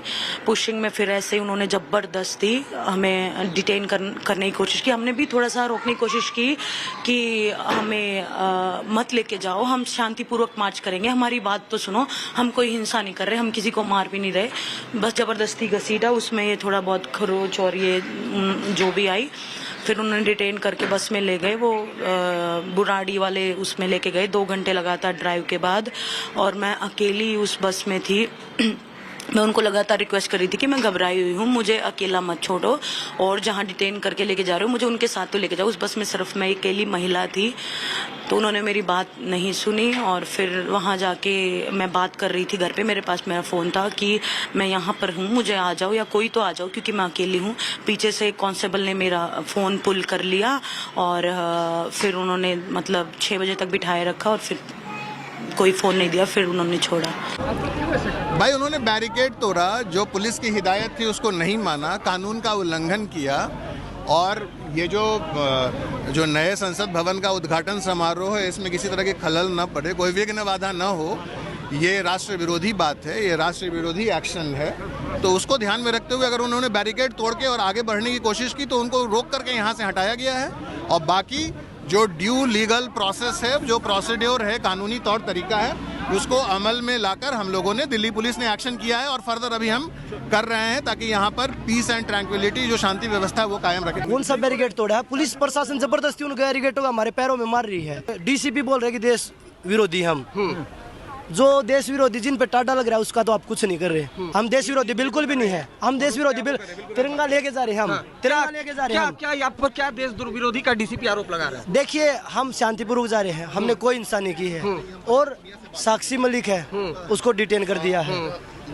पद्मश्री भी है, ओलंपिक मेडलिस्ट कितने हमारे देश में, उनको डिटेन कर दिया गया है। किस लिए? वो अपने कौन यहाँ पर है? वो बहन बेटियों के लिए न्याय मांग रही, इसलिए उनको डिटेन कर दिया। All right, I'm going to cut across to Shreya joining us, who's been tracking those developments. Shreya, what a tragedy. You have many of those wrestlers, Olympians, national pride, for months have been seated in protest. We are looking at FIRs that have now been filed against them under various sections, saying that their protest hurt national prestige. Give us a little more under what really are the allegations against these protesters, and more importantly, they've been protesting at the Jantar Mantar. The site has been cleared out. Will they now go back to the same site of protest as they vow to continue the protest unless Brij Bhushan is arrested? Well, you know, Nabila, first and foremost, the sections that's been levied against these wrestlers. There are at least 7 such sections, which includes the kind of rioting, causing disobedience to the public servants on duty and damaging public property. So these are some of these sections that are being slapped against the wrestlers. What we clearly do know that the Delhi police is cordoned off Jantar Mantar. No one can get in the area without a particular pass or a proof that they reside in that region. So clearly for Jantar Mantar, we can say it's become a no-go zone for the wrestlers. As per sources, the wrestlers are also now trying to understand that what could be the future course of action. As of now, they do want to recuperate and again join a protest, but where is something that we need clarity on. So far as Delhi police is concerned, they have given a clear message that Jantar Mantar won't be allowed. If the wrestlers want to protest, they'll have to give a permission to the Delhi police that they want to go in for a sit-in protest, and simultaneously they will be given a separate designated area where they could continue the process. So this is something that has transpired after yesterday's incident, because Delhi police felt that yesterday's action of the wrestlers to move forward to the parliament has damaged national prestige, and that's why such an action was taken in by the Delhi police. There are reactions coming in from the opposition who have slammed this sort of an action, but if we talk about the protest per se, we're yet to get a clarity whether at all the wrestlers will be able to restart their protest. You know, stay with us, Shreya. Unfortunately, it's only looked one way, national prestige being hurt because of the protest. But here you have a bunch of the Olympians, those who brought national pride to the country, been protesting for months now, and yet they seem to be far away from finding justice. I'm going to cut across to all the political reactions coming in on the same. Bhajpa का नारा expose हुआ ना इस बात पे, जो बेटियों का साथ देने की बात करते थे, बेटियों के सम्मान की बात करते थे, आपने देख लिया क्या सम्मान किया भारतीय जनता पार्टी ने। ये केवल दिखावटी नारे थे भारतीय जनता पार्टी के, और दिखावटी नारे इसलिए थे कि उन्हें वोट चाहिए था। वोट मिल गया, उसके बाद अपमानित करेंगे आप। वो कौन लड़की है? हमारा गर्व है, वो देश के लिए सोना जीतता है, वो सोना जैसा और सोने का लड़की है। उसका ऊपर जिस तरह पुलिस एट्रोसिटीज हुआ है, जिस तरह जो लोग प्रोटेस्ट कर रहे थे ये बुरा काम का, उसके ऊपर जिस तरह ये पुलिस अटैक हुआ है, हम लोग विरोध करते हैं। After months on the roads protesting, wrestlers have clashed with the cops at Delhi's Jantar Mantar just last evening. This came after protesters insisted that they wanted to move away from their designated protest site in Jantar Mantar and walk towards the newly inaugurated parliament, where all focus and eyes were on Prime Minister Modi inaugurating the newly built swanky parliament building. These wrestlers moved towards that parliament building only to make their voices heard. Several of those wrestlers then clashed with the police who were deployed in numbers. They had ensured strict security. Section 144 was also imposed only to avoid any such kind of protests that could happen around the parliament building. Several wrestlers, including Bajrang Punia, Yasin Malik, were all detained. Heavy police deployed at the Delhi borders as well to stop many more protesters from entering the national capital. Along those border areas, there were chaos, and the police sent out a message to these protesters: doing what they were would only hurt national prestige. And yet, protesters insisted on heading towards the parliament, and that's when they were detained. Several sections of the IPC have been slapped on them.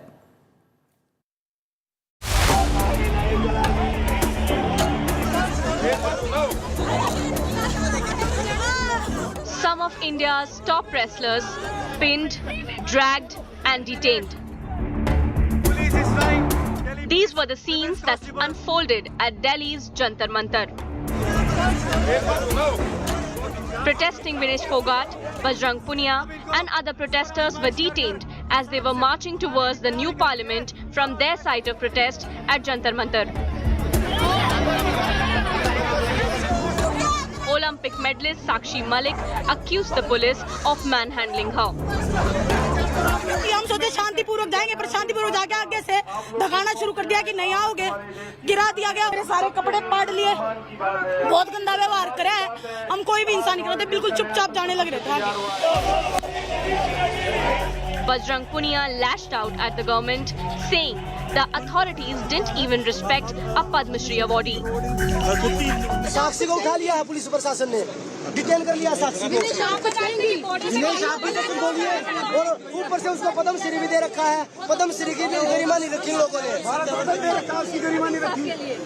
जो medal मिले हैं, जो medal मिले, जो award मिले, उनकी गरिमा नहीं रखी।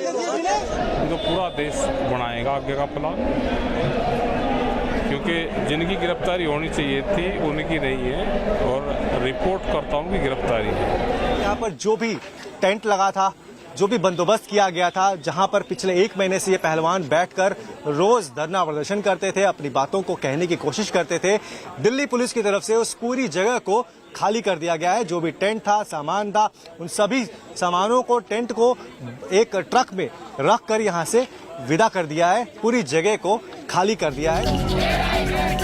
Khap Panchayat leaders backed wrestlers calling for a women's Mahapanchayat outside the new parliament. They were, however, stopped by cops.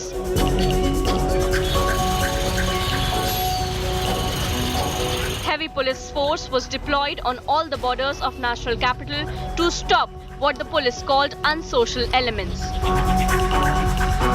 जो इनको डायरेक्शंस जो है फोर्स को ये है कि जो पब्लिक है उसको इनकन्वीनियंस नहीं होना चाहिए, ट्रैफिक जो है वो स्मूथ रहना चाहिए, लेकिन बस एक ही चीज़ इंश्योर करनी है कि जो अनसोशल एलिमेंट्स हैं, जो अनरूली एलिमेंट्स हैं, जो आइडेंटिफाई कर रखे हैं, वो जो है बॉर्डर्स क्रॉस करके दिल्ली ना पहुंच पाए। Supporting the wrestlers, the ruling Aam Aadmi Party refused the request of the Delhi police to convert MCD school into a temporary jail. Congress too backed the wrestlers, slamming the Modi government. The Grand Old Party demanded action against Wrestling Federation chief. बेटियों का बलात्कारी उस सदन में मौजूद था, उसका सम्मान हो रहा था, और इस देश की बेटियों के ऊपर पुलिस टूट पड़ी थी। इनके छातियों पे मेडल रहता है, इनकी पीठ से वो पटकनी देती हैं, उन छातियों पर आज बूट थे, पीठ पर डंडे थे, और पुलिस उनको ऐसे खींच रही थी कि कोई वो दुर्दांत आतंकवादी हो। It has been over a month since a group of wrestlers started their protest against the BJP MP and Wrestling Federation chief Brij Bhushan Saran Singh. With Nitin Srivastav and Shreya Chatterjee, Bureau Report, India Today. All right, now news tightens around Kashmiri separatist Yasin Malik. The Delhi High Court now is hearing a plea by NIA seeking death penalty for Malik, reiterating how he was the catalyst of deadly 26/11 attacks and has a hand even behind coordinating the stone pelting that took place in Jammu and Kashmir. NIA in court has listed out Yasin's involvement in Air Force officials' killing. Yasin has been convicted of indulging in acts of terror and raising funds for terror activities. He was convicted after pleading guilty to charges related to terror funding, spreading terrorism and successionist activities in Kashmir in 2017. Backing Yasin Malik, PDP chief Mehbooba Mufti has said that the case must be reconsidered, since even the assassins of a prime minister were pardoned. Kanu Sharda joining us on the phone line, who's tracking court for us. Kanu, tell us a little more on the court's observations. NIA seeking death penalty for Yasin Malik. Yes, Nabila, the NIA is seeking a death penalty for Yasin Malik basically on the grounds that, if a dreaded terrorist like him is not given a death penalty on the grounds that he has pleaded guilty, then it will basically result in the complete erosion of the country's sentencing policy. This is the main ground on which NIA is seeking death penalty, saying that he is involved in so many terrorist activities in the past, and he himself has pleaded guilty, but that doesn't give him a chance that, he should be given a life imprisonment and not death penalty. So some certain records were asked to be produced before the High Court from the trial court, which was scheduled to be produced any time now. So the hearing is still underway when we speak. Basically, the Solicitor General Tushar Mehta today told the Delhi High Court that if this kind of plea is allowed, that if an accused is pleaded guilty and then he is given a lesser punishment, then a wrong trend would be set in the criminal jurisprudence, and this should not be allowed, and that is why they are seeking the death penalty. All right, we're going to slip into a short break on that. Kanu, thank you very much for joining us. Prime Minister Modi on the other side of a short break, taking you through Prime Minister Modi's grand announcement of completing 9 years. He's going to be holding several press conferences, rallies, over 50 of them across India, to announce the achievements of Prime Minister Modi under his governance, the 9 years, what India has achieved. More on that on the other side of a short break. Stay with us.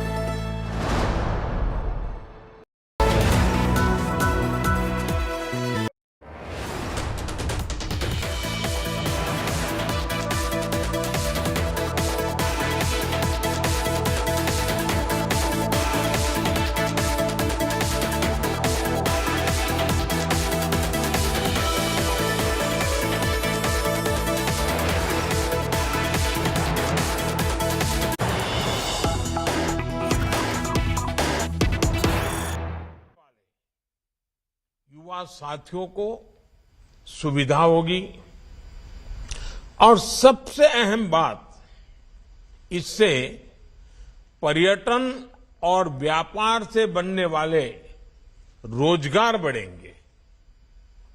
ये Vande Bharat express मां कामाख्या मंदिर, काजीरंगा, मानस राष्ट्रीय उद्यान, पवित्रा wild life sanctuary को connect करेगी।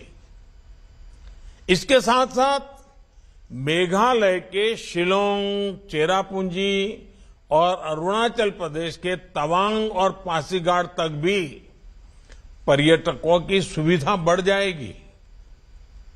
भाइयों और बहनों, इसी सप्ताह केंद्र में एनडीए की सरकार के 9 साल पूरे हुए हैं। बीते 9 साल भारत के लिए अभूतपूर्व उपलब्धियों के रहे हैं, नए भारत के निर्माण के रहे हैं। कल ही देश को आजाद भारत की भव्य दिव्य आधुनिक संसद मिली है। ये भारत के हजारों वर्ष पुराने लोकतांत्रिक इतिहास को हमारे समृद्ध लोकतांत्रिक भविष्य से जोड़ने वाली संसद है। बीते 9 वर्षों की ऐसी अनेक उपलब्धियां हैं जिनके बारे में पहले कल्पना करना भी मुश्किल था। 2014 से पहले के दशक में इतिहास के घोटालों के हर रिकॉर्ड टूट गए थे। इन घोटालों ने सबसे ज्यादा नुकसान देश के गरीब का किया था, देश के ऐसे क्षेत्रों का किया था जो विकास में पीछे रह गए थे। हमारी सरकार ने सबसे ज्यादा गरीब कल्याण को प्राथमिकता दी। गरीबों के घर से लेकर महिलाओं के लिए टॉयलेट तक, पानी की पाइपलाइन से लेकर बिजली कनेक्शन तक, गैस पाइपलाइन से लेकर एम्स मेडिकल कॉलेज तक, रोड, रेल, जलमार्ग, पोर्ट, एयरपोर्ट, मोबाइल कनेक्टिविटी, हमने हर क्षेत्र में पूरी शक्ति से काम किया है। आज भारत में हो रहे इंफ्रास्ट्रक्चर के काम की पूरी दुनिया में बहुत चर्चा हो रही है, क्योंकि यही इंफ्रास्ट्रक्चर तो जीवन आसान बनाता है। यही इंफ्रास्ट्रक्चर तो रोजगार के अवसर बनाता है। यही इंफ्रास्ट्रक्चर तेज विकास का आधार है। यही इंफ्रास्ट्रक्चर गरीब, दलित, पिछड़े, आदिवासी ऐसे हर वंचित को सशक्त करता है। इंफ्रास्ट्रक्चर सबके लिए है, समान रूप से हैं, बिना भेदभाव के हैं। और इसलिए ये इंफ्रास्ट्रक्चर निर्माण भी एक तरह से सच्चा सामाजिक न्याय है, सच्चा सेक्युलरिज्म है। भाइयों और बहनों, इंफ्रास्ट्रक्चर निर्माण के इस काम का सबसे अधिक लाभ अगर किसी को हुआ है तो वो पूर्वी और उत्तर पूर्वी भारत है। अपने अतीत की नाकामियों पर पर्दा डालने के लिए कुछ लोग कहते हैं कि पहले भी तो नॉर्थ ईस्ट में बहुत काम हुआ था। ऐसे लोगों की सच्चाई नॉर्थ ईस्ट के लोग बहुत अच्छी तरह जानते हैं। इन लोगों ने नॉर्थ ईस्ट के लोगों को मूल सुविधाओं के लिए भी दशकों तक इंतजार करवाया। इस अक्षम्य अपराध का बहुत बड़ा नुकसान नॉर्थ ईस्ट ने उठाया है। जो हजारों गांव, करोड़ों परिवार 9 साल पहले तक बिजली से वंचित थे, उनमें से बहुत बड़ी संख्या नॉर्थ ईस्ट के परिवारों की थी।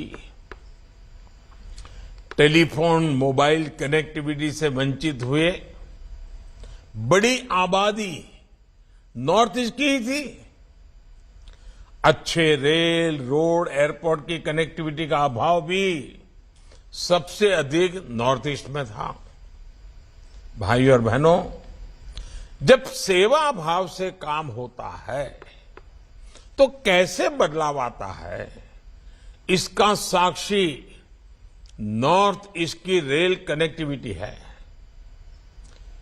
मैं जिस स्पीड, स्केल और नियत की बात करता हूं, ये उसका भी प्रमाण है। आप कल्पना कीजिए, देश में 150 वर्ष से भी पहले पहली रेल मुंबई महानगर से चली थी। उसके 3 दशक के बाद ही असम में भी पहली रेल चल चुकी थी। गुलामी के उस कालखंड में भी असम हो, त्रिपुरा हो, पश्चिम बंगाल हो, हर क्षेत्र को रेल से जोड़ा गया था। हालांकि तब जो नियत थी वो जनहित के लिए नहीं थी। उस समय अंग्रेजों का इरादा क्या था? इस पूरे भूभाग के संसाधनों को लूटना, यहां की प्राकृतिक संपदा को लूटना। आजादी के बाद नॉर्थ ईस्ट में स्थितियां बदलनी चाहिए थी। रेलवे का विस्तार होना चाहिए था, लेकिन नॉर्थ ईस्ट के अधिकतर राज्यों को रेल से जोड़ने का काम 2024 के बाद हमें करना पड़ा। भाइयों और बहनों, आपके इस सेवक ने नॉर्थ ईस्ट के जनजीवन की संवेदना और सुविधा को सर्वोच्च प्राथमिकता दी है। देश में आया यही बदलाव बीते 9 वर्षों में सबसे बड़ा और सबसे प्रखर है, जिसे नॉर्थ ईस्ट से विशेष रूप से अनुभव किया है। पिछले 9 वर्षों में पहले की तुलना में नॉर्थ ईस्ट में रेलवे के विकास के लिए बजट भी कई गुना बढ़ाया गया है। 2014 से पहले नॉर्थ ईस्ट के लिए रेलवे का बजट औसत बजट करीब 2,500 करोड़ रुपए का होता था। 2,500 करोड़ रुपया, 2,500। इस बार नॉर्थ ईस्ट का रेल बजट 10,000 करोड़ रुपए से अधिक है, यानी लगभग 4 गुना बढ़ोतरी की गई है। इस समय मणिपुर, मिजोरम, नागालैंड, मेघालय और सिक्किम की राजधानियों को बाकी देश से जोड़ने का काम भी तेज गति से चल रहा है। बहुत जल्द नॉर्थ ईस्ट की सभी राजधानियां ब्रॉडगेज नेटवर्क से जुड़ने वाली हैं। इन प्रोजेक्ट्स पर 1 लाख करोड़ रुपए का खर्च किया जा रहा है। ये दिखाता है कि नॉर्थ ईस्ट की कनेक्टिविटी के लिए बीजेपी की सरकार कितनी प्रतिबद्ध है। भाइयों और बहनों, आज जिस स्केल के साथ, जिस स्पीड के साथ हम काम कर रहे हैं, वह अभूतपूर्व है। हम नॉर्थ ईस्ट में पहले के मुकाबले 3 गुना तेजी से नई रेल लाइनें बिछाई जा रही हैं। अब नॉर्थ ईस्ट में पहले के मुकाबले 9 गुना तेजी से रेलवे लाइनों का दोहरीकरण हो रहा है।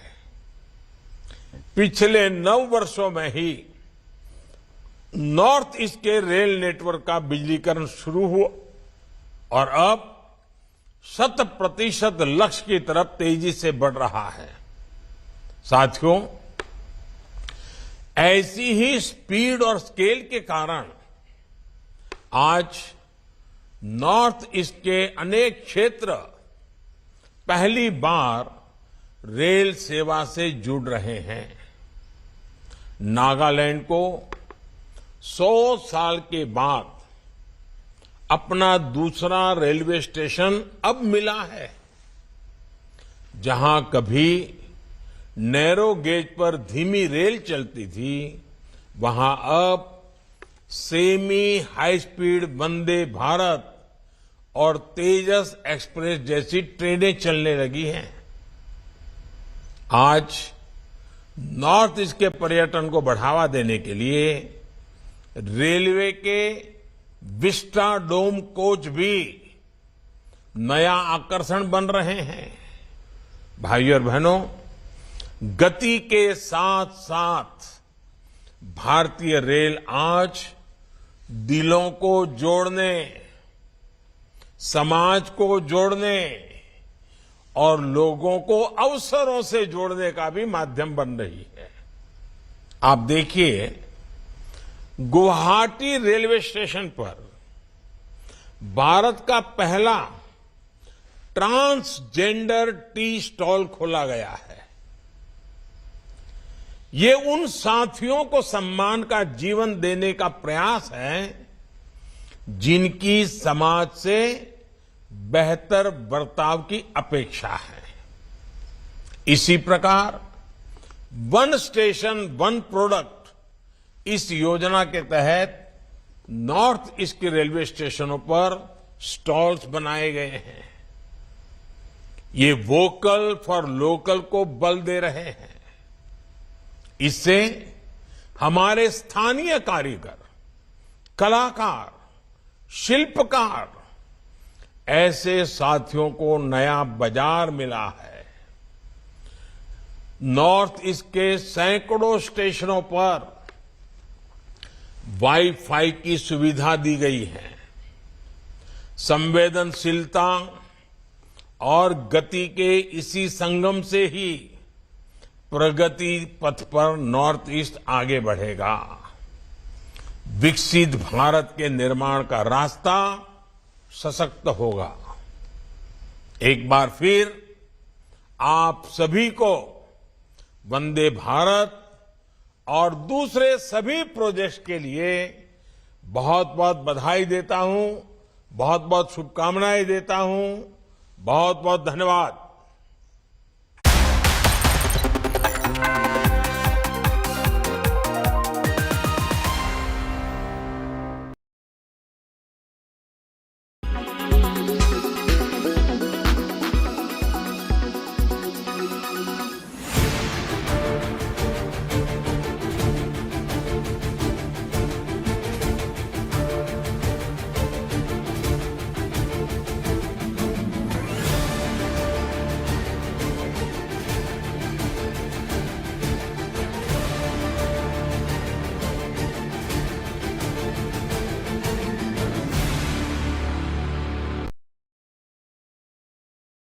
Quality today.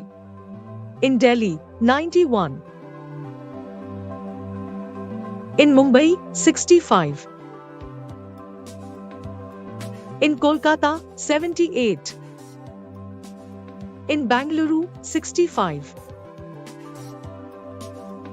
In Chennai, 121. In Hyderabad, 82.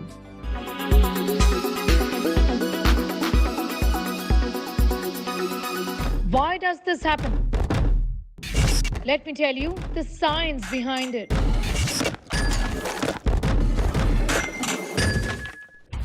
For more informative videos like this, keep watching India Today News Mo.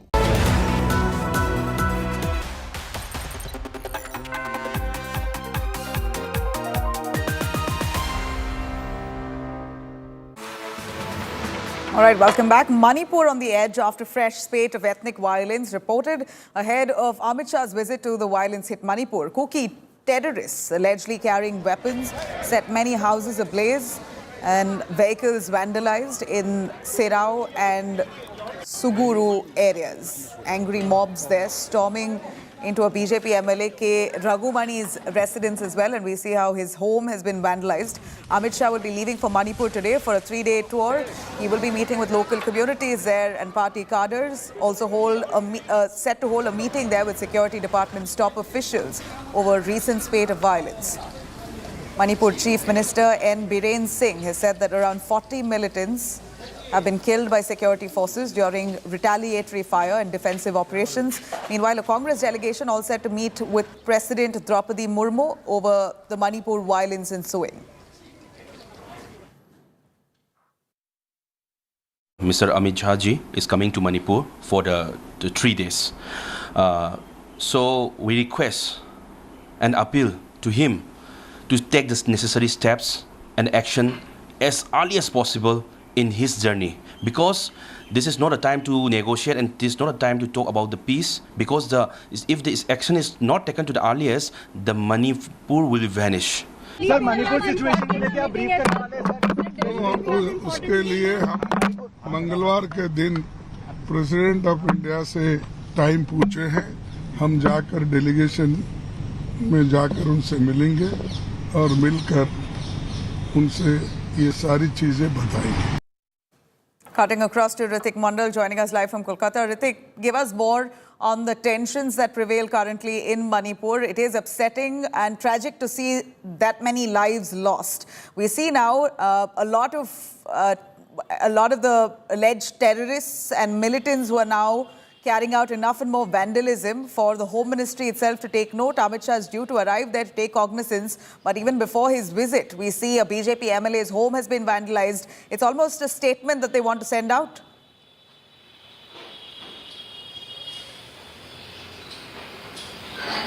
Well, that's right, Nabila, that Home Minister Amit Shah will be visiting, violence-hit northeastern state Manipur today, and he will stay there till 1st of June. And amidst a situation when the situation is not really good, what we are picking up that situation in Manipur is extremely vulnerable. And what we know that fresh violences have been evaporated across Manipur ahead of Home Minister's visit.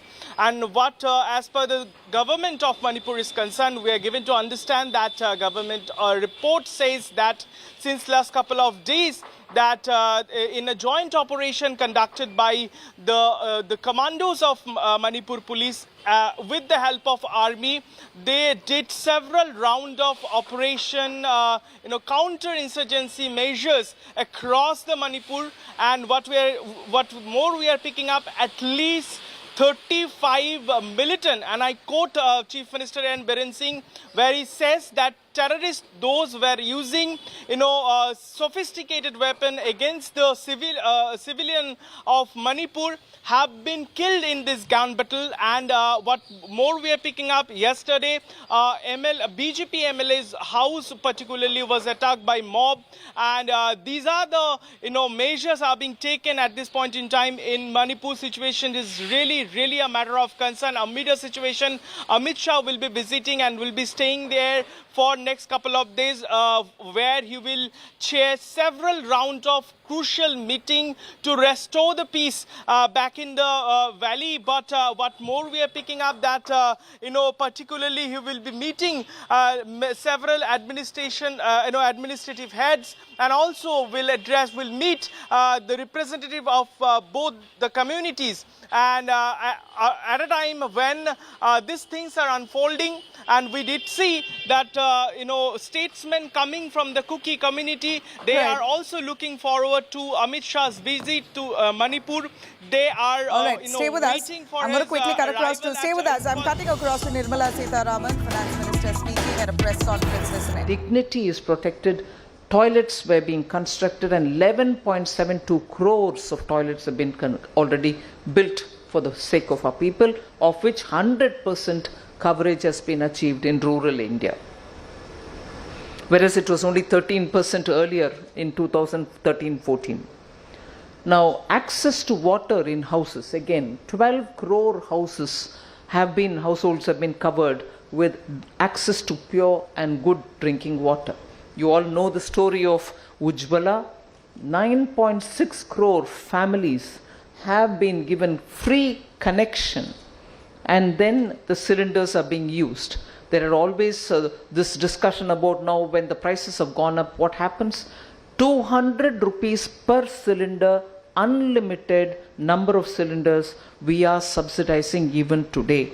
So the prices have gone up, not because we want to increase the price, it's a global fact and we are importing it. But we have made sure that 200 rupees goes to the account the moment the order for another cylinder is booked.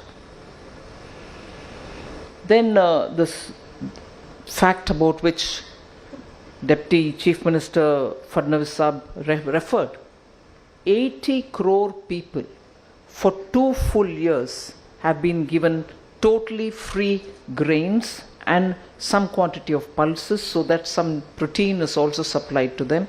And that even today when we go for international meets in the World Bank or IMF has been acclaimed as one of the biggest food security programs in the world, achieved without fail, and it reached the people even during the lockdown. Again, a fact which Fadnavis ji referred to is cover up to 5 lakh crores for medical facilities for all the poor people. This is a very sensitive topic which even our Honorable Prime Minister spoke from the Dread Fort. So are we making sure that the poor girls are given sanitary equipments and sanitary pads? So that today is being given through Jan Aushadhi Kendras, 1 rupee per pad available in Jan Aushadhi Kendras. There's no doubt that it has made a big change to the poor people. Jan Aushadhi Kendras is something which I already spoke about. For lifestyle related diseases, where people were spending more than about 4,000, 5,000 rupees per month on getting medicines for that. Today, that very set of medicines is available between 800 and 1,000 rupees for the same set of medicines, provided they were generically bought. I mean, they are generic drugs rather than branded. It's brought down medical expenses, out-of-pocket expenses drastically down for people. This is a story which we've said in the Parliament several times. During the pandemic and immediately after that, international fertilizer prices shot up the roof. 95% of all the fertilizers that Indian farmers use are imported. There are 3 or 4 different categories they bring in, and all these are largely imported. And 1 or 2 of them became so expensive. But Prime Minister Modi was very clear that we can't let the farmers not have adequate fertilizers, but at the same time we can't shift the burden of the price to them. So the entire cost of increase was borne by the central government, and the farmer was paying the same price that he paid before the pandemic, during the pandemic, and even after the pandemic, and no increase has been shifted to the farmer. Loans to buy seeds and 6,000 rupees per farmer, Kisan Samman Nidhi. I move also to talk about the social justice. 10% EWS quota has really helped a lot of poor families. There are very many anecdotal stories about how children coming from such families have today found admission in courses which they would have otherwise not dreamed about. Backward Classes Commission is a milestone achievement, and it is disappointing to say that today the leading opposition, which constantly questions about, what are you doing for poor? This is, you have a Central Vista program costing so much, but are you doing for the poor? Where the very same people who oppose the formation of Backward Class Commission, I wish and honestly request the media humbly that such questions should be asked of the opposition when they talk as though, this expenditure on the parliament is not required, it should have been spent on poor people. You didn't even support the Backward Classes Commission for a very long time. They stood against it. This is a step which I duly thank the Honorable Prime Minister for having brought this category Till then, people were just saying handicapped, physically handicapped, mentally handicapped, whatever. He gave them a dignity by saying they have a quality which is not found in ordinary people and called them Divyang. And then 7 to 21 categories have now been, where it was just 7 categories, 21 other categories have also been brought in. 77 categories have gone up to 21, and that is respect which is being given to Divyang. By increasing the categories, the facilities and the government support also increases. Now this is something which I will very quickly pass through. In the last 9 years, 74 new airports have been added, whereas till 2014, India had only 74. So 74 plus 74 is what we have now. Similarly, road construction till 2014, 91,000 odd kilometers. Now, additionally 53,000 odd kilometers. 9 years, there was no attempt to build any waterways in India, although it is cost effective. You have 111 being done in India, inland waterways. Vande Bharat Express, not with that name, any other name. No improved version of a railway coach system was introduced earlier. We brought in Finance Vande Minister Bharat. Nirmala Sitharaman, as she lists out a few policies that the Modi government initiates. In fact, the 9 years of Prime Minister Modi's governance, as they've completed 9 years, here is a minister announcing all the achievements by the BJP and what they intend to do in the years to come if they come to power. I'm going to cut across to a short break. We'll be right back with the top news and updates. Stay with us.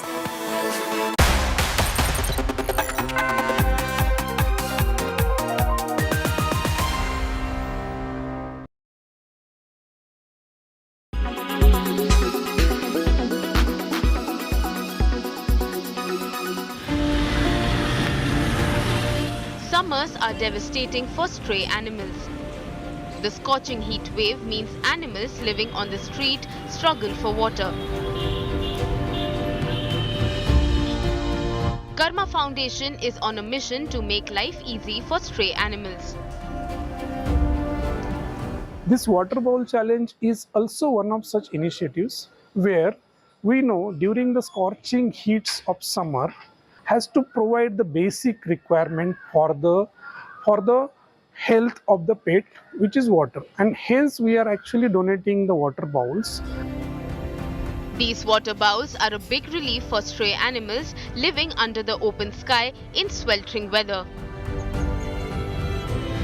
Karma Foundation has requested people to join their movement by placing a bowl of water outside their home or workplace. Bureau Report, India Today.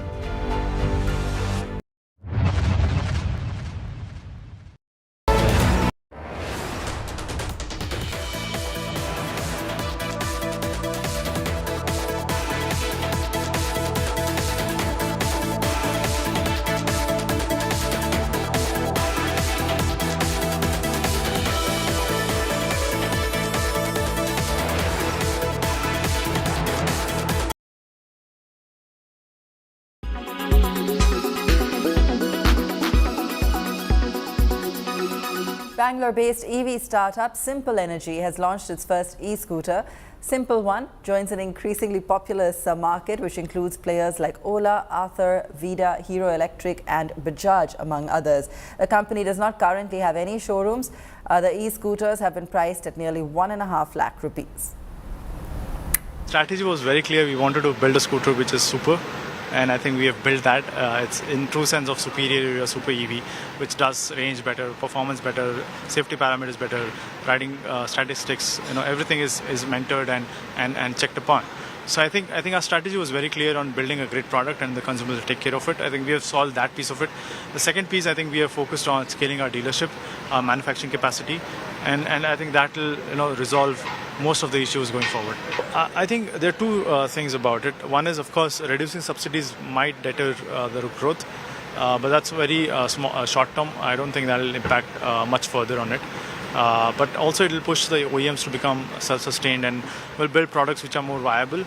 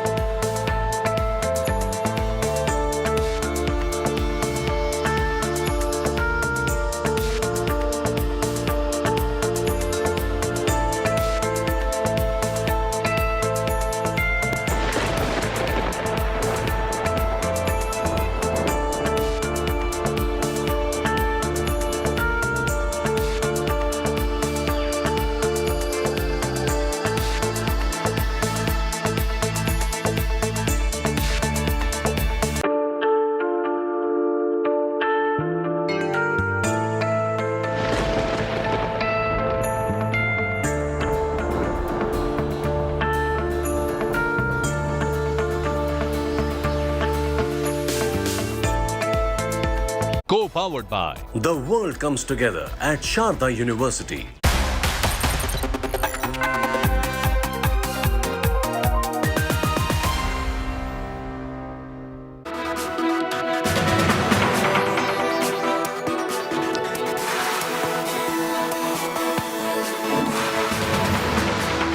A very good afternoon. You're watching India Today. I'm Nabila Jamal. I'm going to take you through all the sections of the IPC that have been filed against wrestlers who've been protesting at Jantar Mantar, wanting Brij Bhushan, the WFI chief, to be arrested for sexual harassment. Cutting to the first headlines.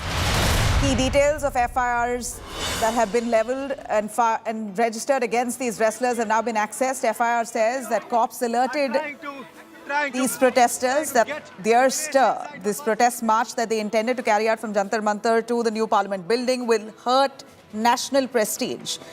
The cops reveal that many of those wrestlers broke barricades, obstructed the police from doing their duties. They've been now detained. Prime Minister Modi's government completes 9 years. Over 50 rallies have been planned across India.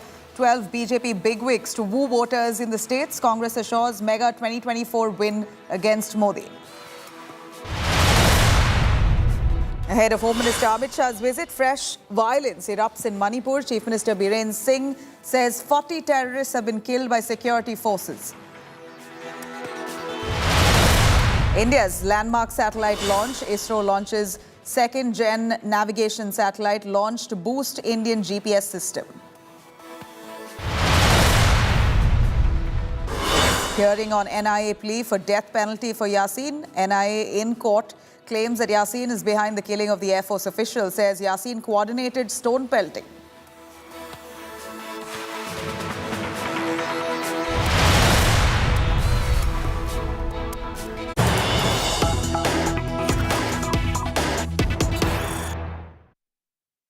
All right, some big news coming in from the national capital. Blood-curdling murder that's been caught on camera.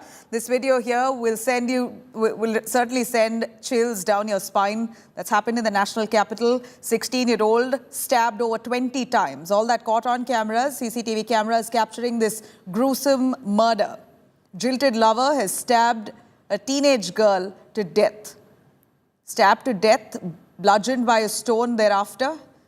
These visuals there showing how a jilted lover hacked to death his teenage girlfriend. This murder that's been caught on camera. Shreya joining us for a little more on that. Shreya, very, very tragic scenes that's coming from the national capital, all caught on cameras. 16-year-old stabbed over 20 times by her jilted lover, stabbed and then bludgeoned to death by a stone. Tell us a little more. Who is this boy? Well, Nabila, shocking visuals that is coming in from Rohini Shabad Dairy, wherein in the JJ colony, we are seeing that 16-year-old Sakshi was actually brutally thrashed by her jilted lover. What we are clearly understanding that this guy named Sahil, he's right now absconding. A case of murder has been lodged against him based on the complaint of the girl's father. But from the visuals, it is very disturbing. At least 40 times she was stabbed before this guy actually goes ahead to clobber her with a stone. And we clearly see that there are a lot of people who are also surrounding the same place, and despite so, hardly any passerby attempted to stop this guy to stop from doing this kind of an incident. We can talk about the police. Obviously, people are mostly angry about the police not reacting in such cases. But what about the passerbys? These visuals clearly show that no one really attempted to stop the guy. It's scary as we see those visuals coming from the national capital. A 16-year-old girl was hacked to death despite passers-by spotting this crime taking place. None really restricting that guy from carrying on with that murder. Let me cut across to Swati Maliwal, who's the chairperson of the Delhi Commission for Women. Ms. Maliwal, we are looking at the visuals here. Those are incriminating visuals coming to light. This boy killing his teenage girlfriend to death in full public glare. Any word on who he is? What more do we know of this case? I think it is really shocking. I would like to say and put it on record that this has to be one of the most horrific crimes that I have witnessed in the past 8 years as the chairperson of the Delhi Commission for Women. I think it is really shocking, shameful, and I think this man needs to be immediately, strongest action has to be taken against him. The kind of crimes that are happening in the national capital, the way the criminals are being emboldened on a daily basis, I think it is just too much. Women, girls, they're very unsafe. They feel scared, and something really drastic has to be done in order to make sure that the capital becomes safe for women and girls. It's really horrible. You know of the backstory to this murder, Ms. Maliwal? Any word on about the credibility of this boy? Does he have past criminal record? Who is this girl? Any details that your department may have sourced out? So we are also trying to find out exactly what has happened and why it has happened. But, whatever, just the visuals are just very shocking. And we are in touch with the police. We are trying to identify who the girl was and what exactly happened and why was she hacked in this manner on the streets of Delhi. And what is also very disturbing is that one can see other women and men just passing by. I mean, there were some people who did not even turn and see what was happening. I mean, all of them, if they would have decided to come together or, at least try and attempt to help the girl. I mean, she must have been screaming at the top of her lungs, and yet nobody came out to support her. I'm really, really shocked as to what kind of a society are we living in and what kind of a society are we building. It is just really, really shameful. And Delhi police has a lot to answer. In any case, on a daily basis, we are getting rape cases of at least, 6 cases of sexual assault are being reported on a daily basis.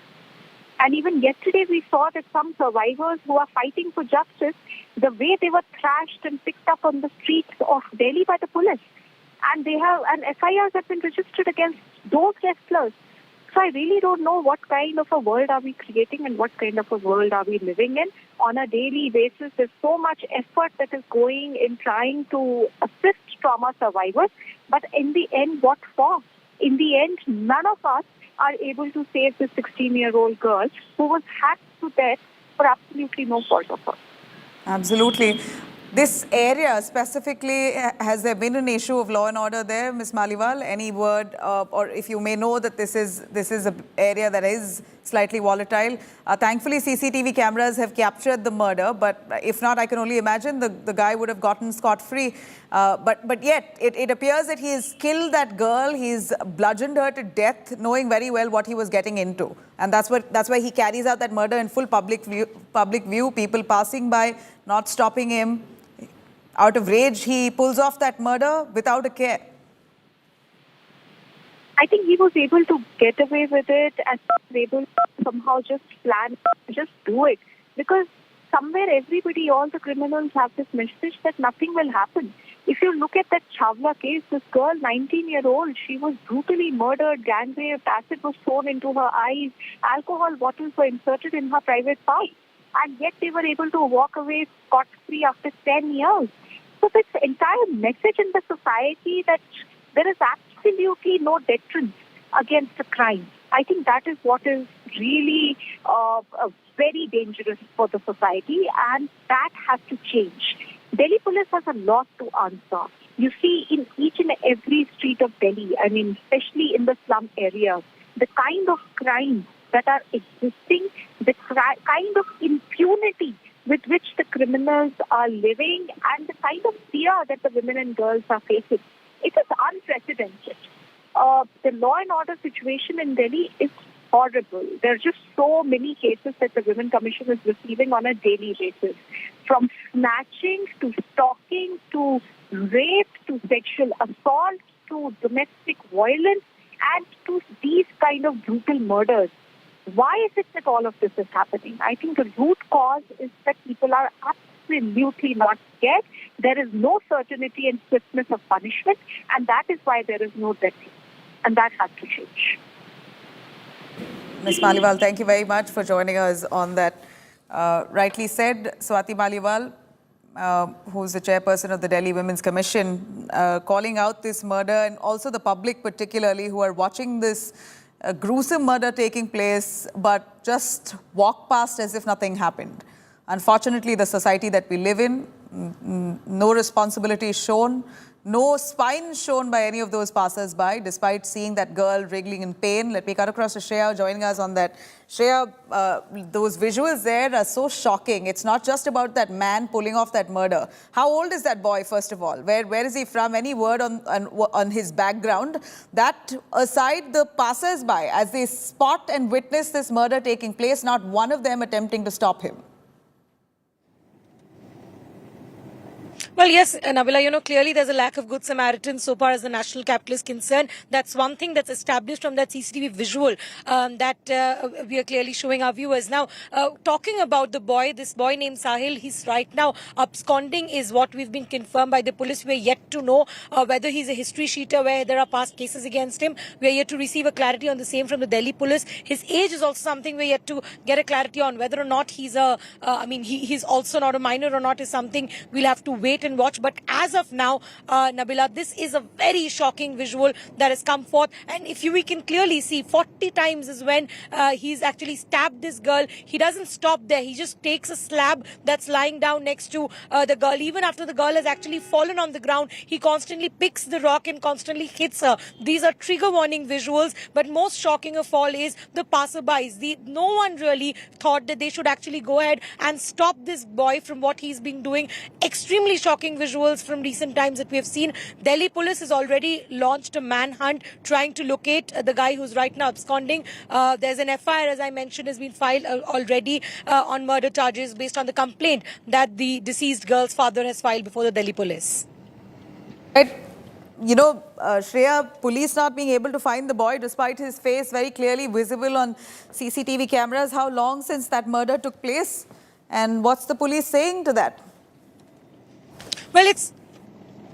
Well, Nabila, it's yesterday night around 9:30 to 10 when this incident has taken place. So we can say that more than 12 hours has passed and this guy is yet to be located by the Delhi police, yet to be arrested clearly. Also, if we can clearly observe these visuals, he's not alone. There is clearly a known person of his who was also trying to pull him away. If we see the visuals from first, and that's also something that we've learned from our sources, that at least 2 or 3 persons were also part of the conspiracy. What transpired before this murder took place was that this boy and the girl had a quarrel. The day before, and then while she was going to a birthday party, this guy entered into a conspiracy of tracking her and then murdering her. This is clearly something which is shocking in a manner, and we also have to understand that a lot of time has passed. Delhi police is yet to nab, but slowly we do know that Delhi police in all likelihood will arrest him. But what next from there? There needs to be a message that needs to be set also. He needs to be given strictest punishment, because these kind of visuals are very disturbing to the society. Lot of questions on the role of the Delhi police as well. These are areas in the JJ colonies. These are clusters where sensitization and workshops are also supposed to be done that probably only are limited as mere PR tactics. So probably something needs to be changed on the ground. That's something that we can clearly say from these visuals. 40 times, no less than 40 times that man constantly stabbed that girl, and then he didn't stop there. He took up a slab and again constantly hit her, clobbered her on the face. This is clearly very disturbing and shocking visuals coming in from the national capital.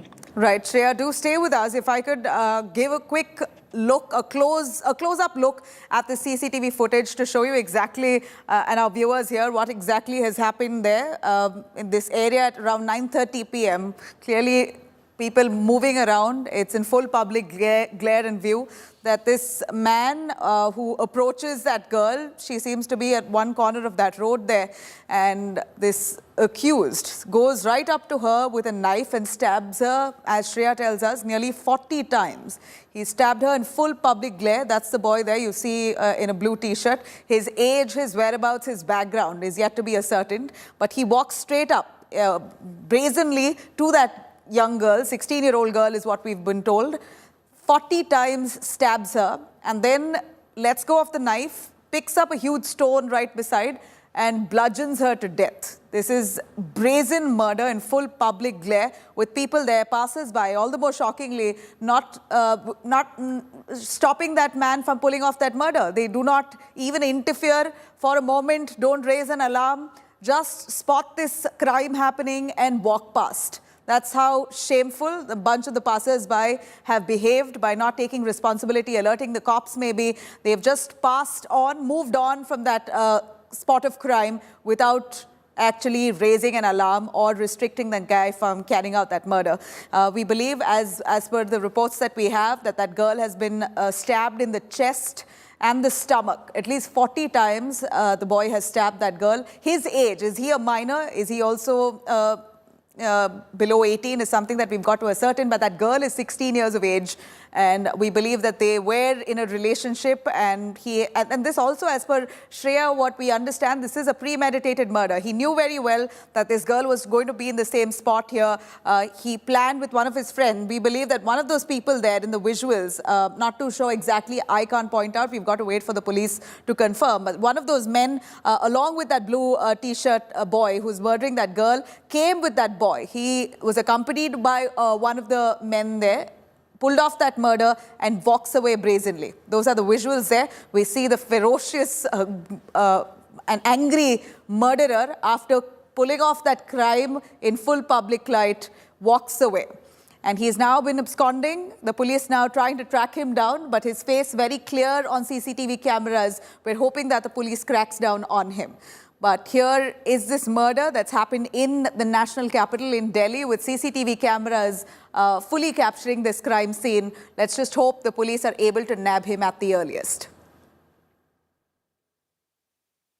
Shreya joining us for more. Shreya, tell us more about this area and the accomplice. You did mention that he came in, that murderer came in with one of the boys who could be the accomplice in the murder. Who is that? Can you identify, or has the police identified in the visual, the CCTV cameras here, as to who accompanied this murderer to pull off this crime? And you did say that this was a premeditated one. He knew that the girl was there at the spot. There was a birthday party celebration. So it was planned. This boy planned the whole act in advance and came by and killed this girl. Give us a little sense on the planning itself that went behind this very gruesome killing. Well, absolutely, Nabila. We cannot really say that this murder was in a spur of the moment. What we clearly do know from our sources in the Delhi police right now, that there was a quarrel that happened between the both of them, the day earlier in the day. And then this boy actually knew that this girl was going through her friend Neetu's birthday party. So this girl was going through a birthday party when this guy intercepted her. And we clearly do understand from our sources that at least one or two men were also accompanying this particular guy. So clearly they were also a part of the conspiracy to track the girl down. We'll have to wait and watch that what actions are subsequently taken against those men. We are still yet to get clarity that whether some of his friends or his accomplices are yet detained, but Delhi police is still not given a word that whether he's arrested. As of now, we know this guy is absconding, but we can clearly say from the visuals and from what details we know from Delhi police that this is a premeditated murder. This guy intercepted the girl, then at that very place in Shahbaz Dairy's JJ colony, stabbed her, and not just stopped there, he then used a slab that was lying down there and then thrashed her face multiple times. So that was very disturbing visuals. Clearly the Delhi police is yet to arrest that. We'll have to arrest the boy. We'll have to wait and watch how far and how quickly they make the arrest. But again, the question lies on the people, the public. This was a murder in a full public glare. We are not talking about a time which is late in the midnight. This is somewhere in between 9 and 10, where a lot of people were around in the area, which is also established from those CCTV visuals. Even then, not a single person thought that they should intervene, stop the boy from murdering the girl in full public day. This person that we're talking about, the girl, she's a minor, she's a 16-year-old girl who was brutally killed. Till now, Delhi police is yet to arrest this guy that we're talking. Shreya, I'm going to cut across to Delhi PRO giving an official statement on this very gruesome murder. उसमें multiple teams हैं, वह बन गई हैं और investigation पूरे full swing पर चल रहा है और एक्यूज्ड है उसको भी आइडेंटिफाई कर लिया गया है और जल्द ही हम उसको गिरफ्तार करने में कामयाब होंगे। अभी तक कुछ मोटिव सामने आया मैम? अभी एक्टिव इन्वेस्टिगेशन में और इसके ऊपर अभी कमेंट करना उचित नहीं होगा। तो यही कह सकते हैं कि ये एक्टिव अभी एक्यूज आइडेंटिफाइड है और उसको अरेस्ट भी हम जल्दी करेंगे। एक ही आरोपी, कई आरोपी हैं अभी तक की जांच में शामिल? अगेन मैं इस पर कमेंट नहीं करना चाहूँगी क्योंकि इन्वेस्टिगेशन अभी चल रहा है, अभी प्रिलिमिनरी स्टेज पर है कुछ ही घंटे हुए हैं, तो इसके ऊपर कमेंट नहीं करना चाहूँगी। ये कहना चाहूँगी कि केस हमारे संज्ञान में है, इसके ऊपर इन्वेस्टिगेशन चल रही है और सारी कोशिशें की जा रही हैं, एक्यूज आइडेंटिफाइड हैं और जल्द ही शीघ्र ही उसको अरेस्ट कर लिया जाएगा। Thank you.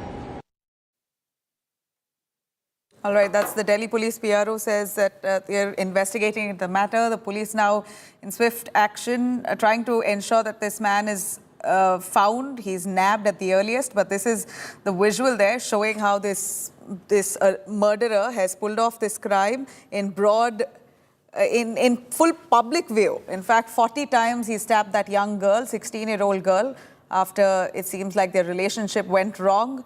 And here we see the police now have launched a bunch of their teams to crack down on this man who remains absconding.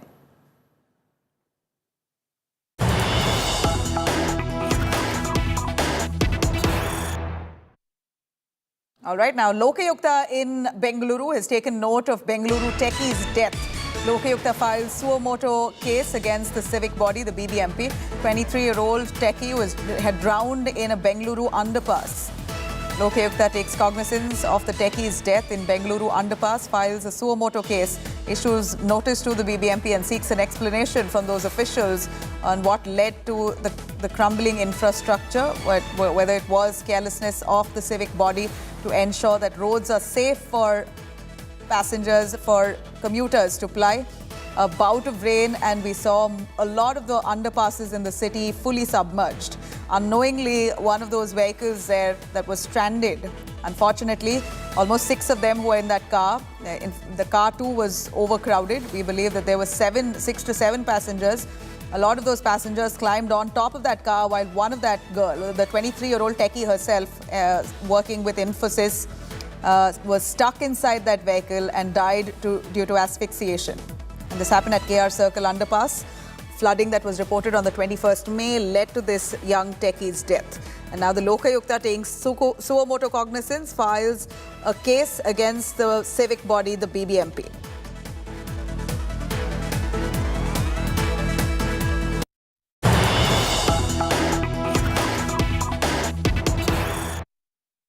All right, cutting across to Rajasthan as the Congress crisis itself there deepens. Chief Minister Ashok Gehlot hits out at Sachin Pilot, says can't take post just by asking. Gehlot says top brass won't just give party posts to people just like that.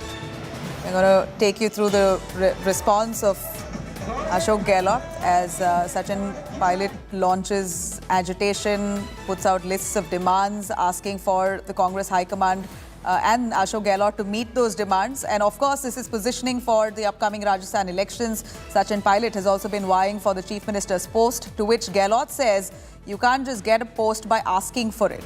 Listen in. Congress party तो मजबूत है कि ऐसी स्थिति नहीं है कि आप किसी को मनाने के लिए ऑफर करो, आप कौन सा पद स्वीकार करोगे। ऐसा आज तक ऐसी कभी हुआ नहीं जिंदगी में, ना कभी होगा। कांग्रेस बहुत मजबूत संगठन है, आज भी हाईकमांड बहुत मजबूत है। ना किसी कार्यकर्ता नेता की इतनी हिम्मत है वो कहे नहीं ये नहीं मैं ये लूंगा पद, ऐसा कभी होता नहीं है। ये सब स्टोरी अखबार में चलती रहती है या फिर कुछ लोग चलाते रहते हैं या स्टोरी बनवाते रहते होंगे, कोई दम नहीं है। All right, Chief Minister Ashok Gehlot hitting out at Sachin Pilot, saying that you can't get a post only by asking for it, almost indicating that you've got to work for it. And this has, the feud between the two has been on for a few months now. It's out in the open. The Congress High Command has been trying very, very hard to pacify two of their top faces in the state of Rajasthan, barely a few months away ahead of elections. And you have their top Congress faces, Chief Minister Ashok Gehlot and Sachin Pilot, both of them warring, with Sachin Pilot accusing Gehlot of not fulfilling the promises that he made to the state of Rajasthan. So this internal rift within the Congress party itself has really brought much embarrassment to the Congress party.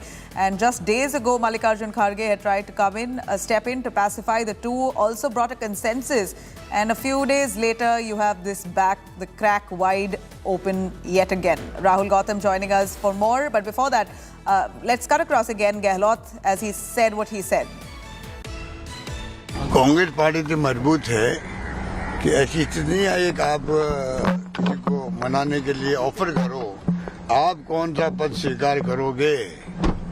ऐसा आज तक ऐसे कभी हुआ नहीं जिंदगी में, ना कभी होगा। कांग्रेस बहुत मजबूत संगठन है, आज भी हाईकमांड बहुत मजबूत है। ना किसी कार्यकर्ता नेता की इतनी हिम्मत है वो कहे नहीं ये नहीं मैं ये लूंगा पद, ऐसा कभी होता नहीं है। ये सब स्टोरी अखबार में चलती रहती है या फिर कुछ लोग चलाते रहते हैं या स्टोरी बनवाते रहते होंगे, कोई दम नहीं है। All right, I'm cutting across to our reporter Rahul Gautam from Delhi, who's been tracking very closely the kind of rift within the Congress in Rajasthan. Rahul, it's just a few months away for elections in Rajasthan. The Congress really failing to pacify two of their tallest faces. Tell us a little more of the significance and what context did Ashok Gehlot say that you can't just get a post by asking for it? Well, just before this crucial meeting that's going to happen here at Mr. Mallikarjun Kharge's residence, it seems that Mr. Ashok Gehlot has set the line for the upcoming meeting, saying that one cannot dare to ask for a post or a responsibility in Congress party from High Command, and it's the sole prerogative of the High Command as to what responsibility they are going to offer to you. So basically, he was saying this in the context of these media reports that Sachin Pilot could be accommodated as a PCC president, or he could be offered as a PCC as a deputy chief minister. So obviously it seems that he has put an end to all these speculations, and just before this crucial meeting, and put in clear words that High Command is the sole authority as far as Congress party is concerned, right. And it is the High Command that are going to decide that what role you are going to play in the upcoming assembly polls, or what responsibility is going to be assigned to you. So clearly it seems that he's putting pressure on Sachin Pilot, and at the same time he's also sending a message to High Command that one should not expect, or one should not put pressure on High Command to take responsibilities. It's the sole prerogative of the High Command as what responsibility they're going to give to you. People make those statements. I mean, these things that have to be said will be said. Ultimately, Sachin Pilot has launched such an agitation that it appears has really dented the Rajasthan Congress's prospects ahead of elections. Of course, both the rift between the two itself has really embarrassed the party at large. Slipping into a short break on that note, on the other side, I'm taking you through Maharashtra's Chief Minister Eknath Shinde announcing that Bandra-Versova Sea Link Bridge will now be named as Veer Savarkar Setu. Stay with us.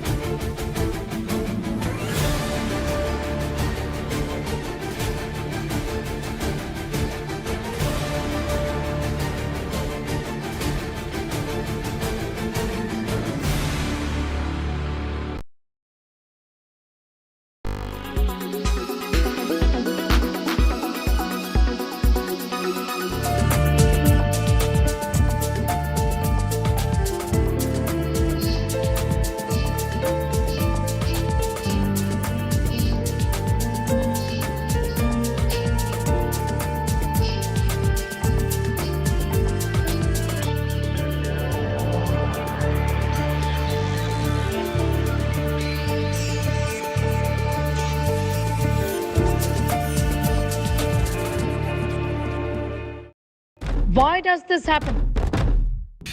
Let me tell you the science behind it.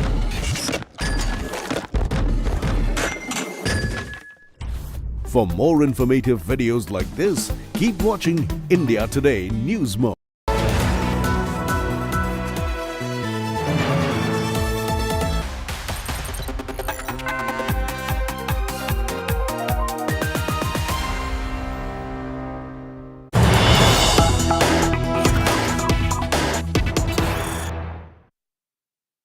right, now Delhi High Court issues a notice to Yasin Malik. Notice has been issued to Yasin Malik on the NIA's plea seeking death sentence.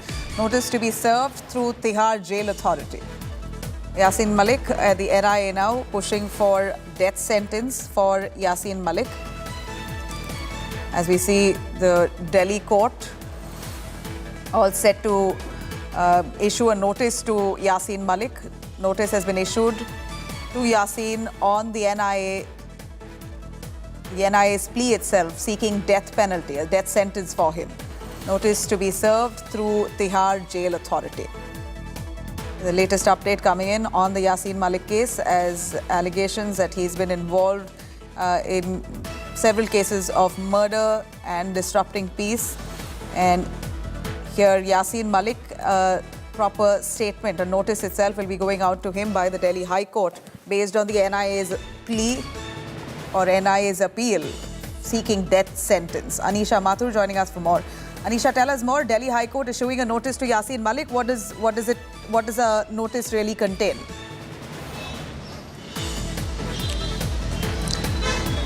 Well, Nabila, the NIA has approached the Delhi High Court seeking death penalty for Yasin Malik in the larger conspiracy case arising out of the investigation done by the NIA into terror funding and repeated terror attacks in Kashmir and in India.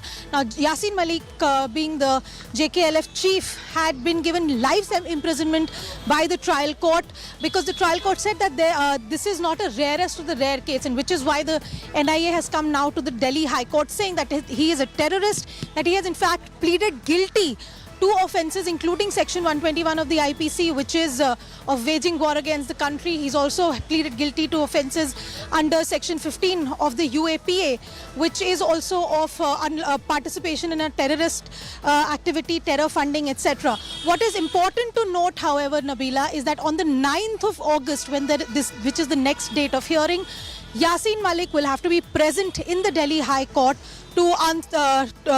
in response to the NIA's petition. Notice in this particular situation means that the Yasin Malik now gets a chance to give his side of the arguments as far as the death penalty plea is concerned. Now, NIA in their petition and in the arguments before the bench of Justices Siddharth Mridul and Talwant Singh has said that Yasin Malik has been involved in repeated terror activities since the 1980s, that in 1989 he had crossed over to Pakistan, gotten weapons training. He was responsible for a lot of violence in the 1990s, including the killing of 4 Air Force personnel in Rawalpura in Kashmir in 1994. He was also responsible for the kidnapping of Rubaiya Saeed, the daughter of the then Home Minister, which resulted in the release of 4 dreaded terrorists who then went on to mastermind the 26/11 attacks on India. Further, the court has been informed by the NIA that there are several other charges against Yasin Malik, including encouraging terrorist activities, encouraging secession from India, including encouragement of stone pelting. Now, what the NIA said, and I'm reading from their application, that an act of terrorism, waging war against the state with the help of foreign terrorist organizations and having interest inimical to India per se falls into a rarest of the rare case. And therefore, instead of giving just a life imprisonment, he should have been given death penalty by the trial court itself. Now remember, the trial court, the NIA special court in May 2022 had declined to give death penalty, saying that this is not a rarest of the rare case. But the Solicitor General of India, Tushar Mehta, in his arguments today has repeatedly been saying that if terrorist activities of this scale are not rarest of the rare, then what else will count in that particular categorization? Because remember, under Indian law, death penalty is not given except for in what counts as rarest of the rare cases. What is also important is that the Solicitor General and the NIA have argued that not giving capital punishment in a case like this to a dreaded terrorist would lead to miscarriage of justice. That, in fact, Solicitor General repeatedly argued that if since the trial court had given life imprisonment instead of death penalty on the ground that Yasin Malik had in fact pleaded guilty and accepted his crime, therefore giving such kind of a lenient punishment instead of capital punishment would let other dreaded terrorists also escape death penalty by simply pleading guilty, staying in jail, and then by waiting for somebody else to rescue them, either politically or by doing the same kind of kidnapping or violence that was done in the Rubaiya Syed case. So effectively the NIA is saying that if Yasin Malik continues to remain in jail instead of hanging, there would be further trouble in the country. Back to you. All right, well, that said, we're seeing the Hurriyat conference claiming that this is unjust and not right for the NIA to ask for capital punishment on Yasin Malik, but ultimately the decision now in the hands of the court. Thank you very much, Anisha, for joining us on that. As the noose here tightens around the Kashmiri separatist Yasin Malik, NIA's appeal before the Delhi High Court seeking death penalty for Yasin Malik in Jammu and Kashmir's terror funding case. NIA in court has mentioned Yasin was the catalyst of deadly 26/11 attacks, his hand behind the coordinated stone pelting in Jammu and Kashmir as well. NIA in court has listed out Yasin's involvement in Air Force officials' killing as well. Yasin has been convicted of indulging in acts of terror, raising funds for terror activities as well. He was convicted after pleading guilty to charges related to terror funding, spreading terrorism and secessionist activities in Kashmir in 2017. Meanwhile, backing Yasin Malik, PDP Chief Mehbooba Mufti has said that the case must be reviewed and reconsidered since even assassins of the Prime Minister were pardoned.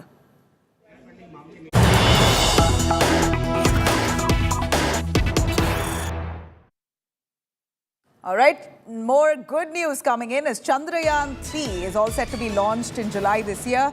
After failure of Chandrayaan 2, ISRO follows up Moon Mission 3 to land on dark side of the moon. Chandrayaan 3 contains a lander and a rover. A big challenge, of course, would be safe and soft landing on the moon. Chandrayaan 3 all set to land on the moon. This is, of course, big news as Chandrayaan 2, the landing itself was problematic, and right after that failure, it appears ISRO is all geared up to launch Chandrayaan 3, and this is, of course, a matter of huge pride. The only challenge would be the soft landing of the Chandrayaan 3 on the moon, but this is a follow-on mission on Chandrayaan 2 to demonstrate end-to-end capability in safe landing and roving on the moon. As the ISRO now all set to launch Chandrayaan 3 in July this year. In fact, this comes after a second-generation navigation satellite, NSV-1's successful launch a little earlier today in Sriharikota. Let me cut across to ISRO chief speaking. Chandrayaan